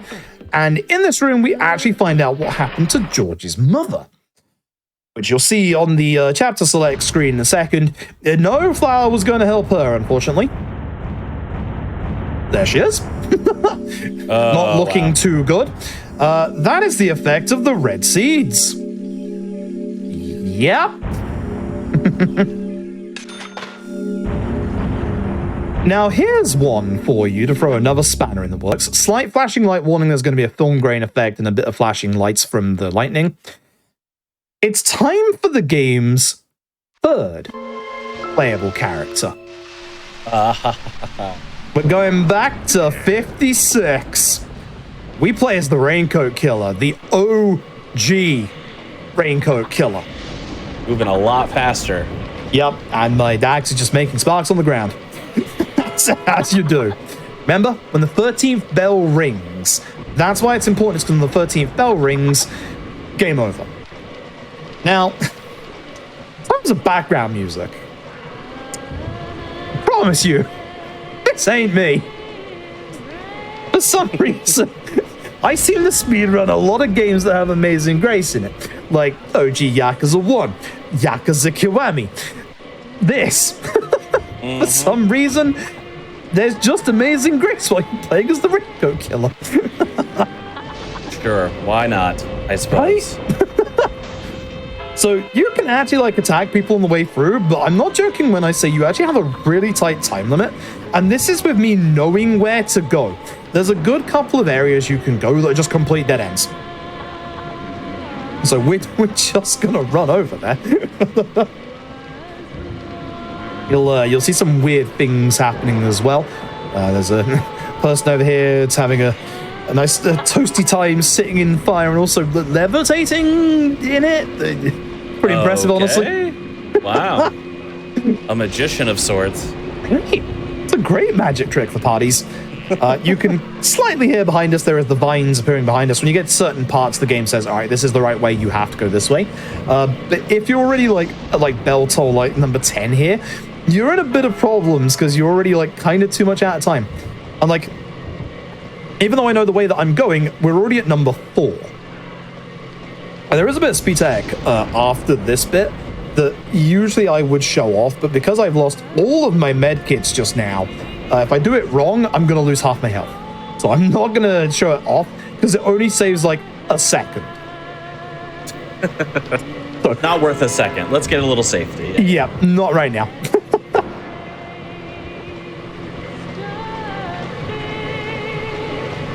Also, the grass is somehow not setting on fire, even though the sparks are going over it.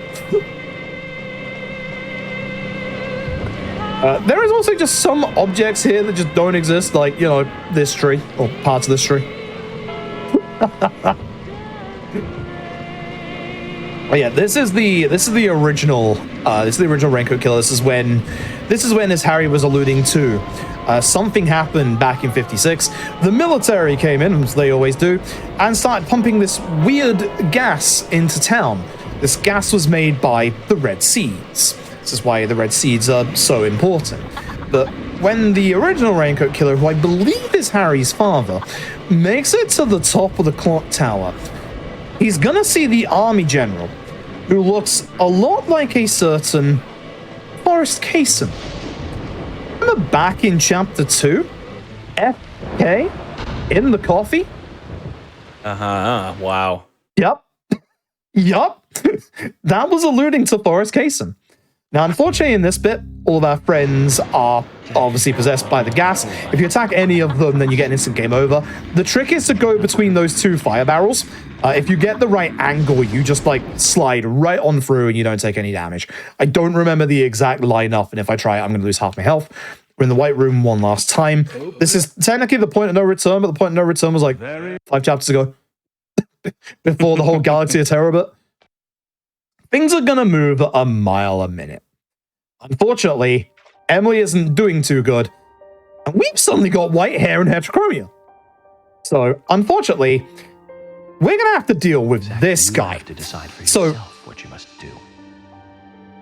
We're Zach. If you're wondering the big mystery, we're Zach. York is Zach. Zach is York, but also not quite. Unfortunately, the correct answer is the bottom option. So, a long time ago, Zach witnessed his parents dying to Forrest Kaysen and the Red Seeds. It caused him to have York appear, and now we gain control. It's time for Zach to fight the final boss. There's a very quick way to do this with the Magnum. Of course, I am out of ammo after what happened earlier, so I'm going to have to be a little careful here and dodge these attacks, and then hopefully get Kaysen on the ground. Ah, Kaysen, you are doing a lot of annoying attacks right now. Frustrating. Good times for me to reload at least. It's not actually too bad because I get a decent bit of damage off. But unless he gets on the ground, his damage take is going to stop. When he rolls towards you and then does that, there are QTs tied to it, but just by running to the side, you shouldn't get them. You get those 6 shots and then reload. Very nice. He goes a little invulnerable at points, so we're hitting him obviously at the right time. And you go. I'm going to reload here. I don't think we can take him out in this round of ammo, unfortunately. And just run right to left or left to right, either one. Nice and simple.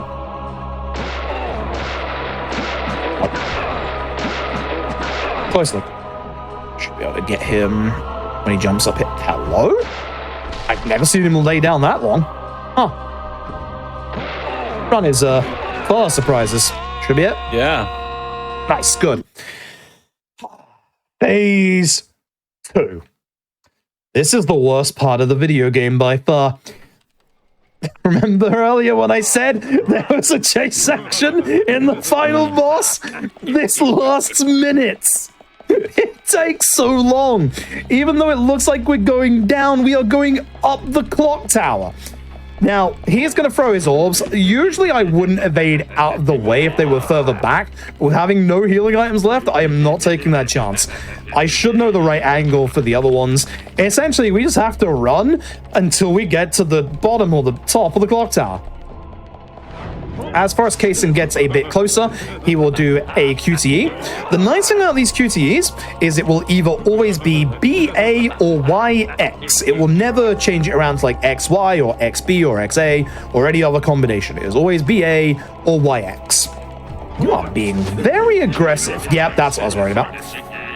Doesn't do that much damage, thankfully, but yeah, that's what I was worried about. He's being very, very aggressive for once. Having some weird boss fights tonight. You can tell when you're getting close to the end. Yeah, I'm not going to risk this anymore. Weird. Well, that was cruel. It's just like the enemies from earlier, where it's like, if you're too close to it, you have less time to evade it. I'm probably just going to have to evade every single one for safety at this point. Sometimes he'll just run forward like this, which is what I was hoping he would do.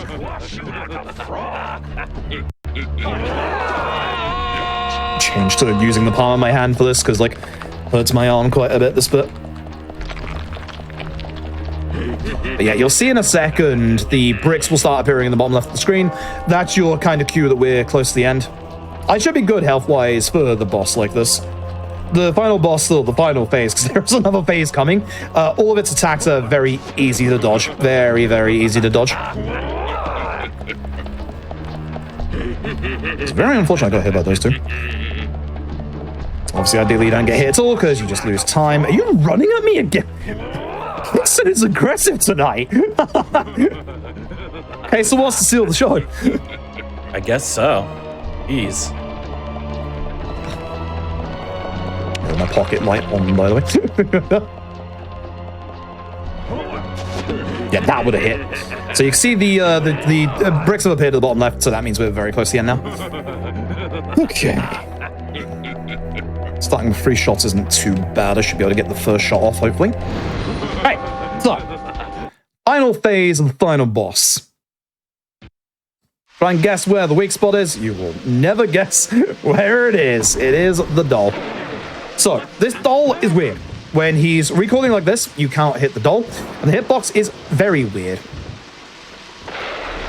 Sometimes, it counts as you hitting his arm. It's a good attack, so you can hit that, but I need to move back because of my health, because of, obviously, if any of these hit you, it's like a third of your HP. So, weirdly enough, you do want some of his attacks to come out, because you can actually, like, hit him multiple times.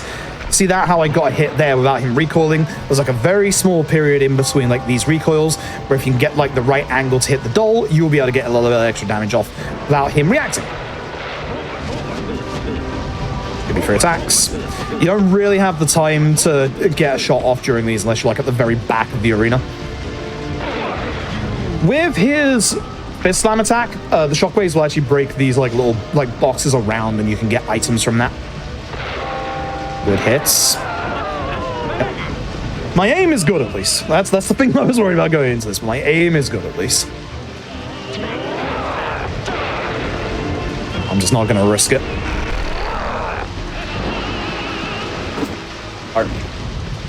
Should have not reloaded there, but it worked out.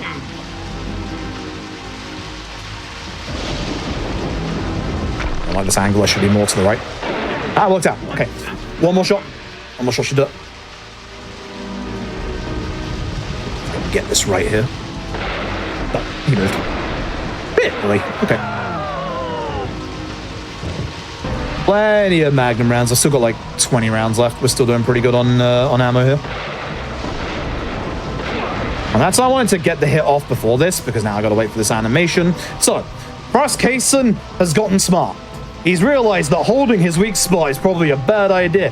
He's gonna hide it. Try and guess where he's hidden it. Now I have to wait for Forest Kason to try to attack me. This could be quick, this could be slow. I just gotta wait. All right, come on, Kason. Yeah, you messed me about a lot in this fight. Come on, buddy. That's good. Okay, that's actually not too bad. That can be way worse than that. Off the shockwave, climb on the hand, up to his shoulder, and oh, hey, look at that. It is, of course, in his front pouch. That's why we used submachine gun. That is not quite the end of the run, but that is a GG for the final boss. Well done. Not too bad apart from phase 2. Not too bad apart from phase 2. Phase 1 was pretty good. Phase 3 was pretty good. So we just have the little epilogue to go through, which is just York saying goodbye to the residents of the town. Or Zach, I should say, not York. True. We know the secrets now. Yup. Yeah, that's pretty much it. Whilst we're going through to the end, I'm going to save just in case. Whilst we're going through to the end, I guess I'll do my goodbyes because there's a minute left. Thank you everyone for watching. Hope you obviously enjoyed the run. I adore this game. Adore this game to bits. Might sound like I'm complaining a lot of time, but I really love this game. Like, it's a cult classic. Like, everyone who's played this will like usually chat your ear off about how much they adore this game and like how unique it is. Like, I adore this game. The speedrun is actually pretty cool. You saw like the chapter 11 out of bounds. There's some really cool stuff to this. There's some really cool, like, smaller speed tech as well. Good luck with the driving. Yeah, for sure. And yeah, I want to thank you, Conception, for having me on tonight. I appreciate it. Like, thank you for giving me a chance to show this off. Yeah, thank you for showing it off, especially late your time. I appreciate that. Funnily enough, this is the time I'm usually awake. Well, then that worked out for us. All the better. Yep. All right, so I'm going to head into the hotel. And then there's going to be a text selection on a black screen, and when I hit A, that will be time. It's us saying goodbye to York. The last thing we do is sleep. And time. Then this is goodbye, Zach. Great job. A great time. I'm just waiting for the catch up, and I'll let you know what it was, because it looks pretty. I mean, you have your timer up, so I guess you know, right? Yeah, it's better than I was like hoping for, which is good. 3:03:15 on our side, it looks like. So very well done. Yep. Any other last minute plug, shout outs, highlights, anything else you'd like to let the people know of before we move on to our next show? Yeah, if you're interested in Deadly Premonition and speedrunning, we don't have that much of a Discord set up at the minute. I am actually going to be helping set that up in the next few days. So if you are interested in Deadly Premonition speedrunning, bear with us because we're going to have a community Discord up very, very soon. Anybody who runs Deadly Premonition who's like active like myself or anybody else, more than happy to talk to you about the run if you want to learn the run itself. If you want to see, again, if the out-of-bounds method doesn't work for you and it's very, very precise, go and look at Toji's VOD, who is the world record holder. They have a fantastic run. They have the other version of the out-of-bounds that works on the other part of the hardware of this game. Other than that, yeah, just as for me, I'm through by Speedrun Yakuza games. That's it. Definitely a Yakuza game. Why else would you remember him? Yeah, this is somehow Yakuza adjacent, I guess. But yeah, Froob, thank you so much for being here and for doing this for us. We appreciate it. This run was awesome. It's everything I wanted it to be and more. So thank you for doing that. For everybody else, we're not done with Hotfix for this evening. We do have Express Lane coming up. That's going to be hosted by Asuka, so be sure to stick around. And if you're unsure about what else we have going on, feel free to go on over to gamesdonequick.com/hotfix. That's going to give you a look at our season 3 schedule. And you can also take a look at that for a more in-depth look at what runs are going to be featured through the week, since we're still relatively early through the week. So be sure to check that out as well. But if you enjoy Awfully Silly, we'll be back in 2 weeks with another episode that I'm very excited for. And for now, we'll see you later, but be sure to stick around for Express Lane with Asuka coming.